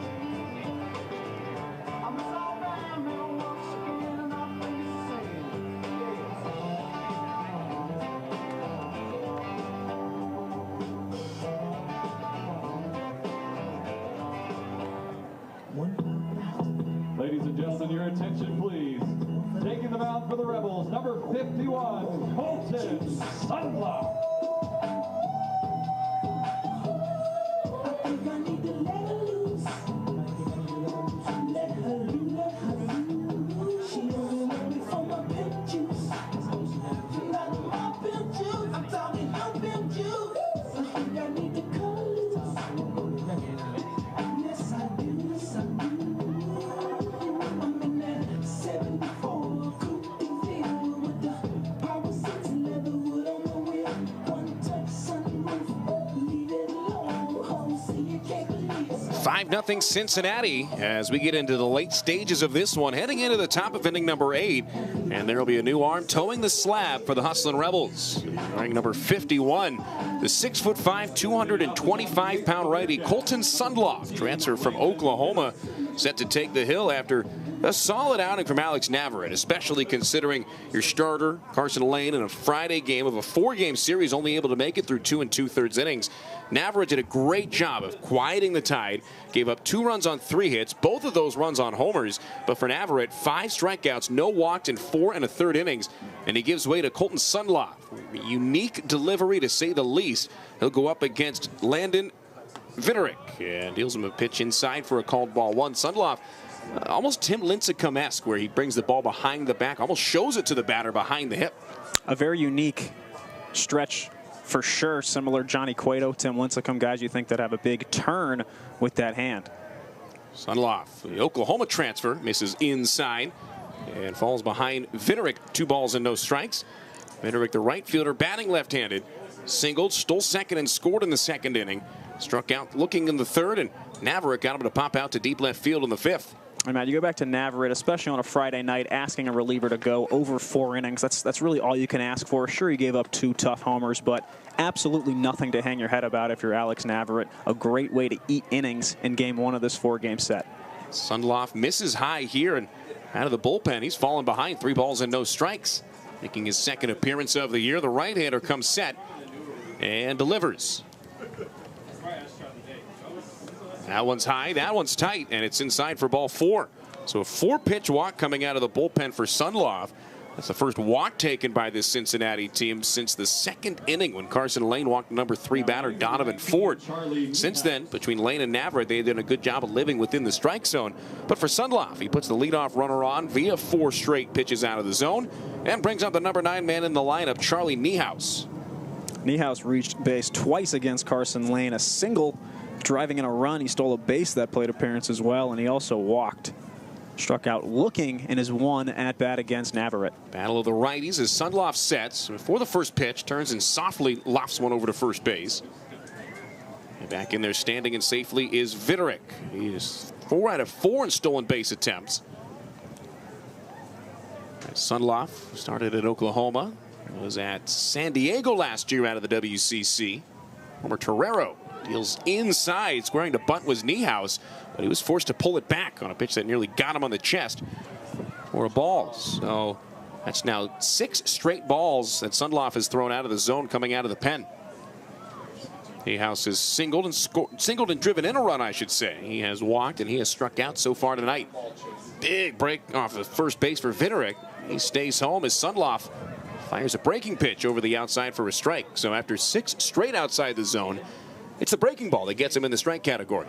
Sometimes you need to go unorthodox to get yourself straightened out, right? It's a counterintuitive line of thinking, but works out here. 2-1 pitch. And that one over the inside, came back with the fastball and got a called strike. So we've seen 2 different pitches, 2 different spots, 2 different locations.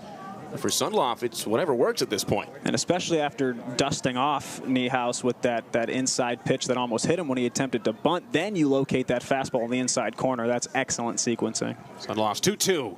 That's high and away. Yeah, the count goes full. It's been quite a while since we've seen a full count on a Bearcat batter. It seemed like those first 2 innings, they were just about all in full counts, although that's the kind of approach you want in a road game early in the year. Absolutely. It was Groundhog's Day in the first 2 innings, full count after full count. But here, you know, especially when Navarrete came in, really dialed it in. Runner breaks. The 3-2 pitch poked in the air down the right field side. That's a fair ball rolling into the right field corner. Rounding second, heading to third is Vinerick on a seeing eye single, if there ever was one, by Charlie Niehaus, tiptoeing the foul line. That one brought up some chalk and stayed fair. It's the second hit of the night for Niehaus. He becomes the first Bearcat with multiple hits on the game, and it puts runners on the corners with nobody out for Christian Mitchell. Sundloff has a chance here to try to work himself out of a jam that he has got himself into. This is absolutely a spot where you trade the run for 2 outs as the Hustlin' Rebels. Mitchell's first at-bat, he came in the 3rd inning as a pinch hitter and hit a liner to the second baseman, a soft liner. So look for that again, maybe late on a fastball here, hitting a grounder to one of the middle infielders. Sundloff's first pitch to the right-handed batting Mitchell. He squares to bunt. He comes up empty on the bunt attempt, and that's a swinging strike 1 in the book.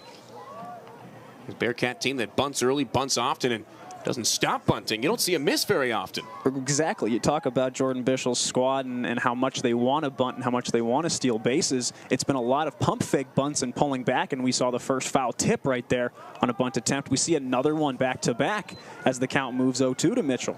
He fouled that one off, as that's what you'll see a lot of times on a high pitch, especially a shorter player like Mitchell standing in there at 5'11" on a good day.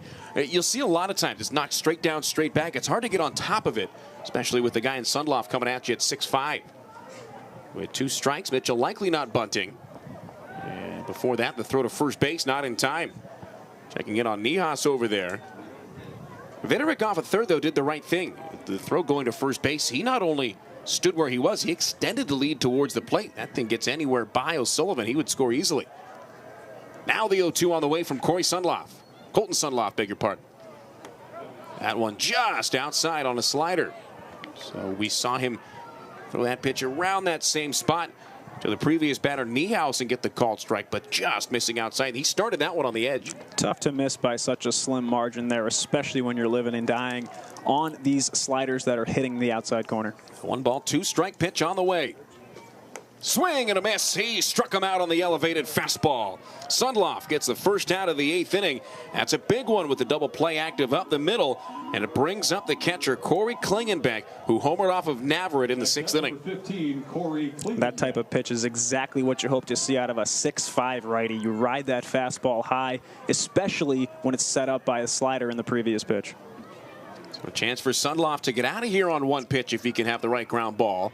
Double play positioning up the middle for Myro at short. Heft moved away from the base at second. Sheff at third, even with the bag and creeping in. First pitch from the righty Sundloff into the switch hitting Klingenbeck batting lefty. Fastball just above the letters, called for ball 1. Klingenbeck tonight with a solo homer in the 6th. 2 pop outs and a strikeout. Rebels with just 6 outs left to give offensively. Looking at the bottom of the 8th, will send 8-9-1 up to the plate. The 1-0. Outside, called for a ball on a changeup. Now, Sundloff started his career at Oklahoma.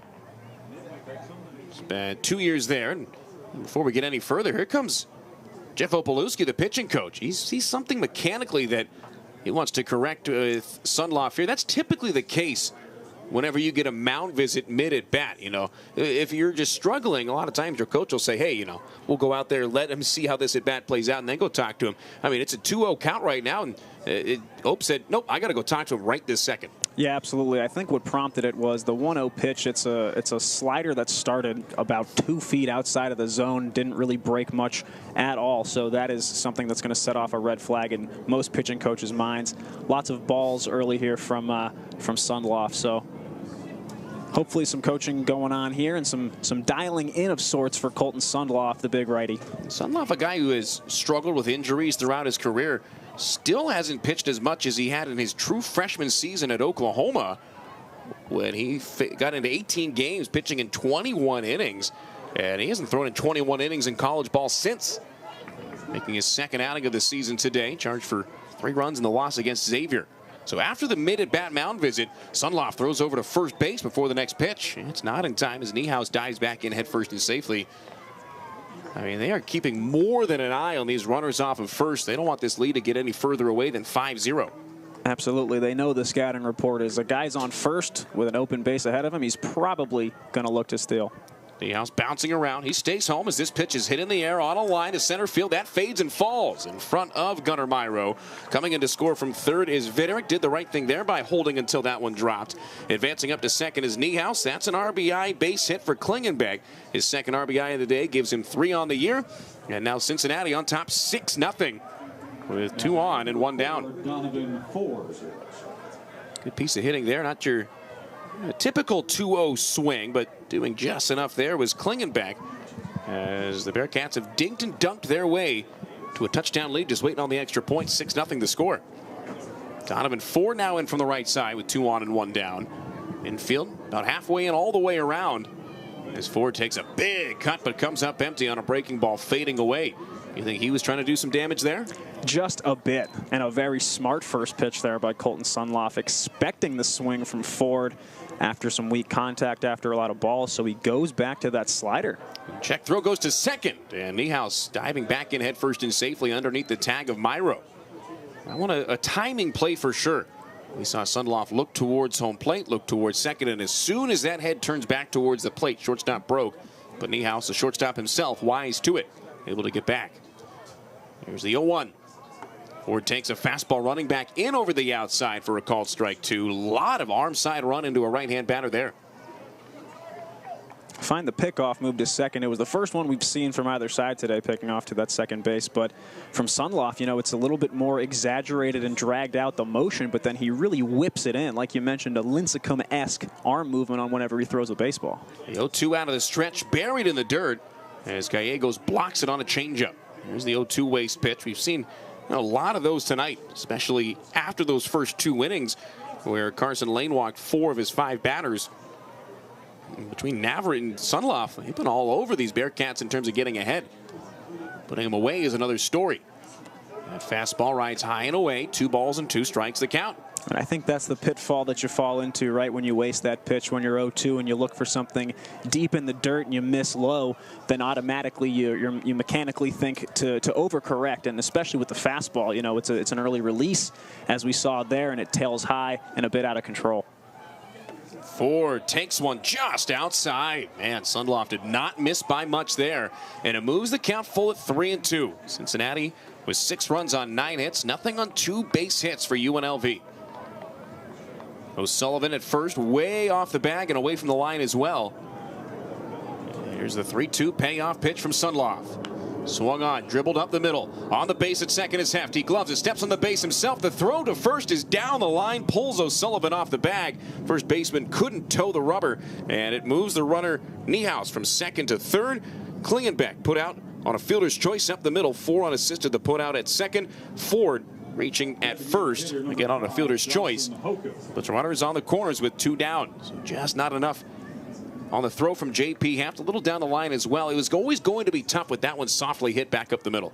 Absolutely. Heft had to take a step in front of the bag and a step to the left side of the second base bag. So honestly, bringing his momentum back as he's moving towards first base, a difficult move to make with the upper half of the body. Brings up Dawson Hokuff, who has 1 out of 2 so far. He's been hit by a pitch and walked as well. Snap throw goes to first. O'Sullivan down to a knee to knock it down. Diving back in behind him is Donovan Ford. That last one is one where if it's a left-hand batter instead of the righty Ford, you wouldn't think Myro would be as deep. The shortstop likely would have a better play and the momentum coming across the base at second, but that was not to be with the right-handed batter in. Very true. One of those situational nuances for middle infielders. First pitch from Sunloff to Hokuff. Misses outside. 1 ball, no strikes the count. Sunloff in that game against Xavier on the 16th. Charged for a run on a hit in 2/3 of an inning. Struck out 2, walked 2. Had 2 wild pitches in a 10-1 UNLV loss to Xavier. He's set, and the 1-0. That's over the inside for a called strike. And talking to the coaching staff before this one, obviously happy with the 2 wins at Indiana. To take them how you can get them. They said the game against Oregon State was one that, you know, it's one of the best teams in all of college baseball. One of the best pitching staffs in all of college baseball. But the Xavier loss, they said, was one that really stung. One that they thought that they needed to win. Runner breaks for second. 1-1 pitch instead. Popped up shallow to left field. Going back is the shortstop, Myro. Coming in is Rodriguez. Left fielder makes the catch. Calling Paul off at the last second. Able to cover the ground and retire the side here in the top of the 8th. Cincinnati, though, adds on, plating a run on 2 hits. There were no errors in the inning and 2 more runners left on base. Cincinnati has stranded 10. We go to the bottom of the 8th. Time running out for the Rebels. They're due up trailing 6-0. Rebel fans, help our student athletes excel at all that they do by supporting the Pledge Per initiative. Select the value you would like to pledge per win or run. You can tie your contribution to the best moments of the 2025 season. Scan the QR code on the big board right now to start your pledge tonight.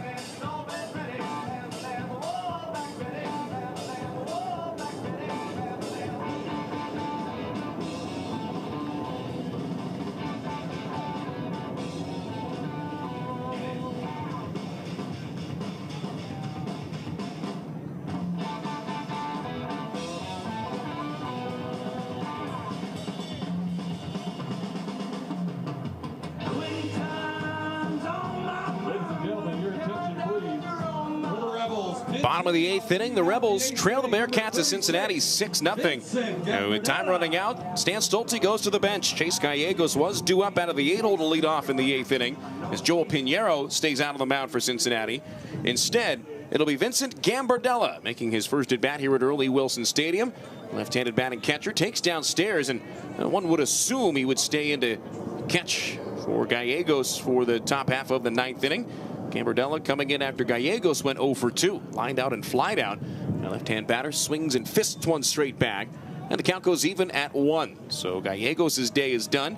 Gambardella, the more offensive-focused of the two when it comes to the backstop position. Exactly. In a game where you need a bit of an offensive spark, maybe a gap shot with some power, bringing in Gambardella, not a bad shout from manager Stan Stolte. He takes inside and moves ahead 2 balls to a strike. Gambardella 0 for 2 in his 2 at-bats this year, but he has walked and been hit by a pitch as well. He swings and knocks one straight back. A line drive held within the screen.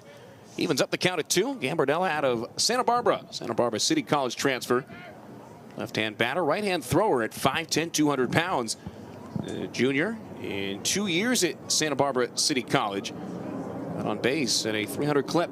He swings and gets a piece of this one, stays alive. And the count goes 2-2. Gambardella with 10 triples in 2 years, including 8 last year at the JUCO level. You don't see that often at any stage of college baseball, let alone JUCO, let alone a catcher. Absolutely. Was just going to say the catcher triple is a lost art. It doesn't happen. He takes a fastball right down Broadway in there for a called strike 3. So Pinheiro picks up where he left off, striking out 2 of the 3 he faced in the 7th. Freezes Gambardella and brings up the number 9 spot. It'll be Nicky Garitano pinch hitting for Paul Myro IV. And Garitano, one of the 2 College of Southern Nevada transfers that Stan Stolte and company were able to bring in for this 2025 season. And Garitano, one of the interesting ones, right-handed batter out of Las Vegas. One of the best defensive middle infielders in all of college baseball. That's at any level. He takes a breaking pitch outside. The former Green Valley Gator at 5'11", $180 was named the 2024 NJCAA Defensive Player of the Year. Not in his position, for the level. He was amazing with the Coyotes last year with the glove. He swings here, bombs one to right field. Playable for Vinterick as the right fielder drifts back towards the track. Ball got legs and a second effort. Vinterick able to track it down. 2 pinch hitters, 2 outs as Gambardella and Garitano go back-to-back with a strikeout and a flyout. And wraps the lineup back around to the top for Elijah Rodriguez. I think a lot more of Nicky Garitano is something that we'll see. You like to see a guy, 5'11", 180. He's a strong athlete, no batting gloves type of guy, old school player with a good glove. Here's the leadoff man, the lefty, batting at the top. 0 for 3 so far with a couple of strikeouts. He takes a letter-high fastball in there for a called strike 1. Rodriguez struck out twice against the starter O'Connor, and then against Marsh, popped out to center. Takes one outside from Joel Pinheiro, and the count goes 1-1. In the top of the 9th for the Bearcats, it'll be 5, 6, and 7. Cal Sefcik, Tommy O'Connor, then Luke Sefcik. Pinheiro with the infield, maybe a step to the right all the way around, delivers. Breaking ball right down the middle, in there for a called strike. Definitely not looking for that breaking ball in the zone. Was Rodriguez a bit flat-footed there, behind in the count 1-2. Oral Roberts transfer Elijah Rodriguez takes outside. Count goes even at 2 balls, 2 strikes, and 2 outs. 6-0 Cincinnati here in the bottom of the 8th.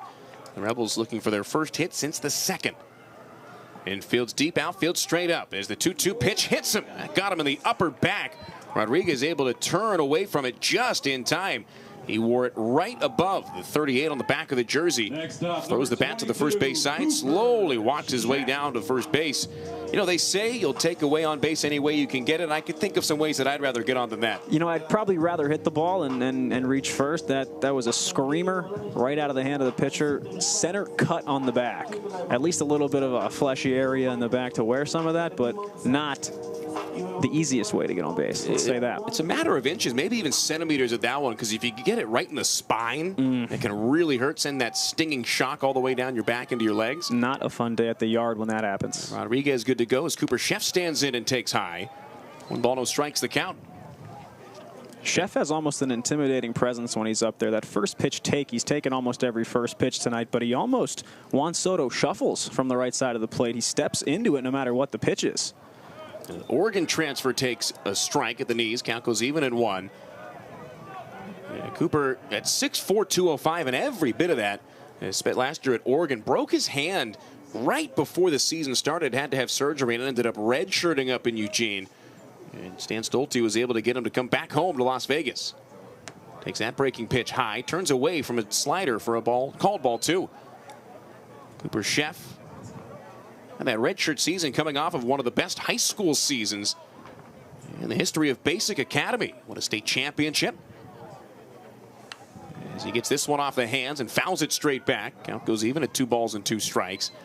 Chef was a major contributor for that state championship team where they defeated Bishop Gorman, who's the other main powerhouse in the area in the championship over at the Las Vegas ballpark in Summerlin.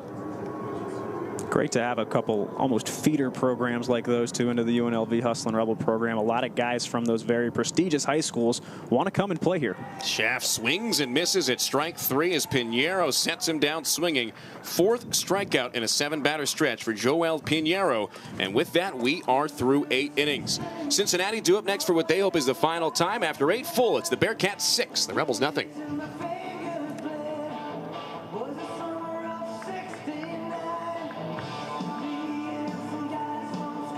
Lady Rebel fans, be sure to head over to the Cox Pavilion on Wednesday, February 26th, as the Lady Rebels take on the Boise State Broncos. 6:30 p.m. tip-off.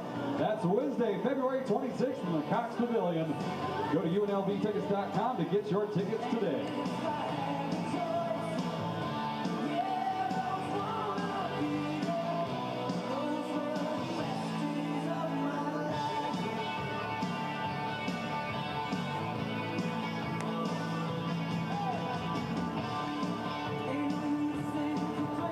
Ladies and gentlemen, your attention please. Taking the mound for the Rebels, number 32, Dylan Rogers.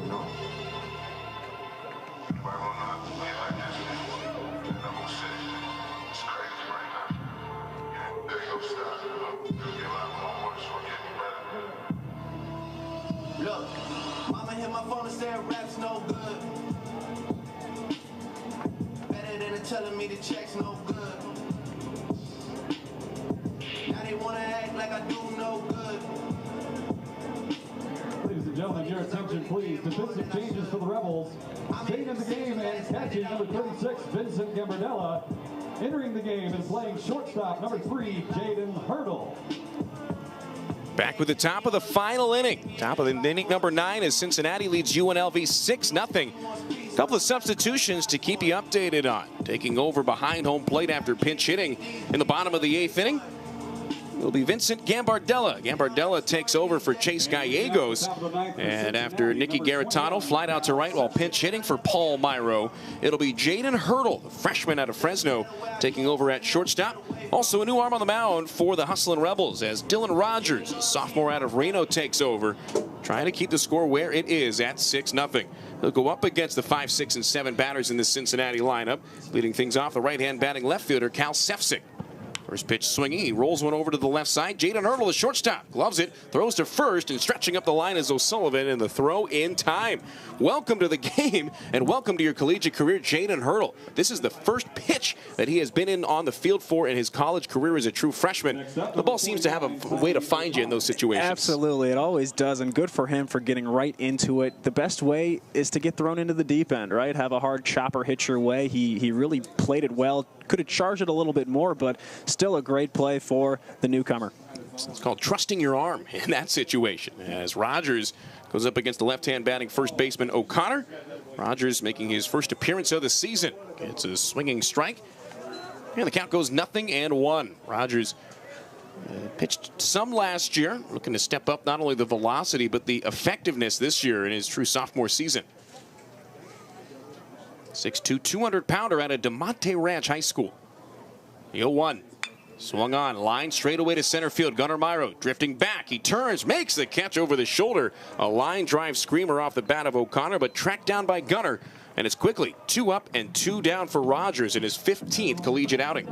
Textbook center field play there by Gunnar Myro. You saw him freeze for almost 2 full seconds, but that was by design. He looked like he wanted to take that step forward. Didn't, thankfully, turned around, retreated, pulled back a little bit, and was able to cleanly field that line drive.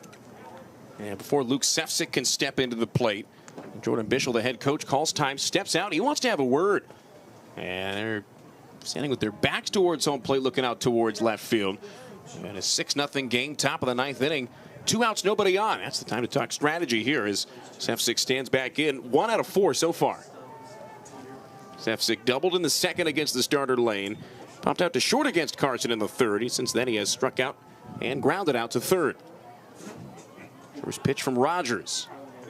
Oh, high and tight, nearly gets him. Able to duck out of the way there with Sefcik. Kind of turns back to the dugout and shakes the head as if to say, what am I supposed to do there? Maybe a bit of an ice job there done by Jordan Bischel to stop play for a minute or so just to get in the head there of Dylan Rogers, the pitcher. On 1-0, Rogers deals high. That might have been it. As Rogers, big guy with long legs, gets great extension, but that time kind of standing straight up. Those last 2 pitches really almost that exact same situation. Dangles the arm with the ball in it. Now brings the hands together on 2-0. Out of the stretch, he delivers another fastball high. Moves the count 3-0. Last year, Rogers in 14 appearances, including 2 starts, 2-1 with a 6.31 ERA. Recorded 12 strikeouts in 25 2/3, but walked 14. Opponents hitting .276 against the Reno native. Here's the 3-0 on the way to Sefcik. Right down the middle, called for a strike. Rogers comes back, and the count's 3-1. And that's Sefcik sitting there on that take just saying, hey, find it. Find a fastball right down the middle, getting into a hitter's count. He wants to swing here. Nobody on and 2 out. Gambardella sets up outside. Here's the 3-1. It's right to the mitt. In there for a called strike 2 on the fastball. So fastball count, good fastball hitter. And Rogers said, here's my best one. And he took it. Back-to-back fastballs now. Loads the count, 3-2. We'll see what Rogers decides to come with. With 2 outs, nobody on. The payoff pitch, here it is. Swung on, chopped to third. Sheffield's it on 1 hop. Third baseman sets the feet, shoots it across the diamond in time for out number 3. Rogers comes in and does the job. Takes care of business, going 1-2-3. After 8.5, the Rebels trail going into the bottom of the 9th inning, losing 6-0. Dropping like the narco, got dope like Pablo.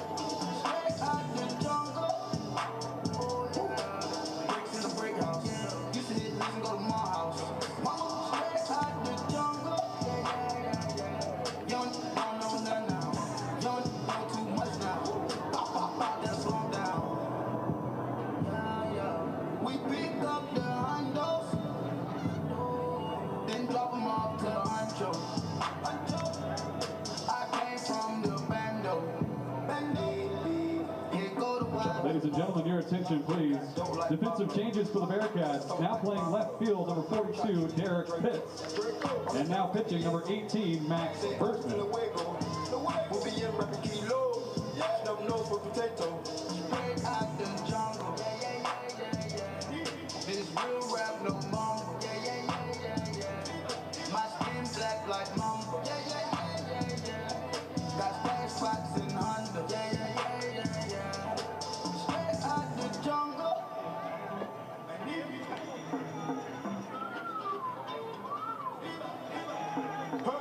Cold game with the cocaine. The more money make more rain. Pouring up a paint while I'm back in propane. Point blank range, giving nose range. Skip to my loo with the pack and the cat. Chip it, loo with the bricks, where they at? Drip it, ooze, the paddock all wet. Birds in the truck, they ain't even at the nest.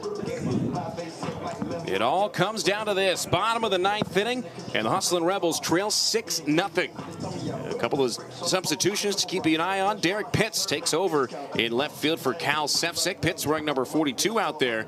And Max Bergman takes over on the mound. Bergman, a 6'3", 205-pound redshirt senior who missed all of last year with an injury, making his second appearance of this 2025 campaign. 2 scoreless innings against Duke with 3 strikeouts and a walk 6 days ago.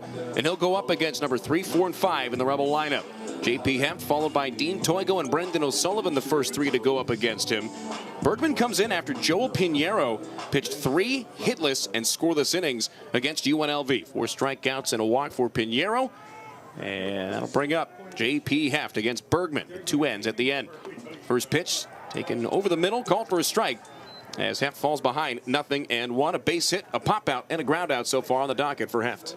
Hustlin' Rebels looking for their first hit since Gunnar Myro's single with 2 outs in the second. Who else better than J.P. Heft and the 3-4-5 in this order? Yeah, this pitch downstairs. Count goes even. And Bergman evening things up with Heft. Heft with that base hit in the first inning. One of just 2 hits so far in the game for UNLV. It's not going to win you many games at any level. Rebels have had base runners on, but haven't been able to stack anything together. Heft takes a swing, fouls one out of play down the right field side, and Bergman's ahead 1-2. I mean, just looking down the score sheet, the Rebels still have yet to send 5 batters to the plate in an inning. You know, you can win a game here or there by dinking and dunking your way, a solo home run here, a 2-run shot following a walk there, but you're going to need to find a way to send 5 runners to the plate at least. No doubt about it, and you need an elite start as well if you're just going to piece together runs like that. Ground ball back up the middle, goes off the glove of the pitcher. Bergman covering first, and a rocket from the first baseman O'Connor beats the runner Heft to the base. Score that one 3-1 on the scorecard. It was tipped on the way by. Might have just tipped him right there, so makes it even more of an impressive play there for O'Connor to get that off just a little tip, a little dinker just to the left side of the mound, and a rocket throw, like you said. Impressive play by the Bearcats first baseman. So instead of 3-1, it's 1-3-1, as Bergman will get an assist and the putout, and it brings up Dean Toigo with the bases empty.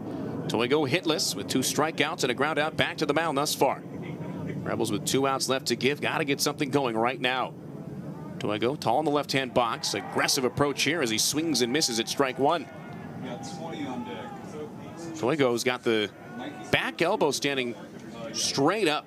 You see a lot of different stances. Toigo as free as it gets, waving that bat. Not quite Gary Sheffield-like, but probably as much as anybody on the roster. Here's the 0-1. Toigo takes outside, and the count goes even. On deck, Mikey Cruz Jr., a Miami native who was one of 2 CSN transfers along with Nicky Garitano on the roster this year. Easy enough recruiting grounds. Campus down in Henderson for CSN. The Coyotes perennially one of the top junior college programs in all of junior college baseball. The 1-1 to Toigo. Swung on, hit in the air, left field. Playable for Derek Pitts. The new left fielder takes a couple of steps back, stops in front of the video board, makes a lunge to his left at the last second, but he's able to glove it with a rather circuitous route to get there. And with 2 up and 2 down, it brings up Mikey Cruz with an opportunity to extend the game. Junior. 2 outs, nobody on for Cruz. If he does not reach, that will do it. Cruz in 2 years at CSN. Batted .327 combined. Had 92 runs batted in as well. And an OPS of 848 between the two seasons. Good over a big sample size. Big body first baseman stands in from the right side, takes a breaking ball for strike one from Max Bergman. As of now, Carson Marsh in line for the win. Carson Lane in line for the loss for the Rebels. Counts 0-1. Out of the full wide, here's the pitch from Bergman. Cruz hits a hot shot ground ball back up the middle and through. Cruz with his second hit of the year. It's the third hit of the game for the Rebels. And they're down but not out. Don't count them out of this one just yet. With 2 outs, it's great to see from a pinch hitter coming off the bench. You just know Michael Cruz itching to get in the game and itching to get on base. He does just that. A great piece of hitting, really throws his hands at the ball there, and that was driven up the middle for a single. Brings up Cole Koniarski. The game on his shoulders if they want to extend it. Koniarski looking for his first hit. He's grounded out twice, popped out once. Cruz off of first. Holding him on there is Tommy O'Connor. Koniarski watches a center cut heater right down the middle for a called strike one. Tomorrow, a 6:05 first pitch. It'll be Drew riding solo tomorrow. I'll be over with UNLV basketballs. They take on Colorado State Rams. A 7 o'clock tip-off from the Thomas and Mack Center. Koniarski waves through a breaking pitch and falls behind 0-2.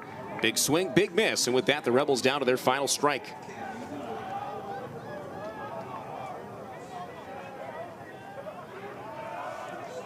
Taking the sign, coming set is Max Bergman. No hold on at first base. He kicks and deals.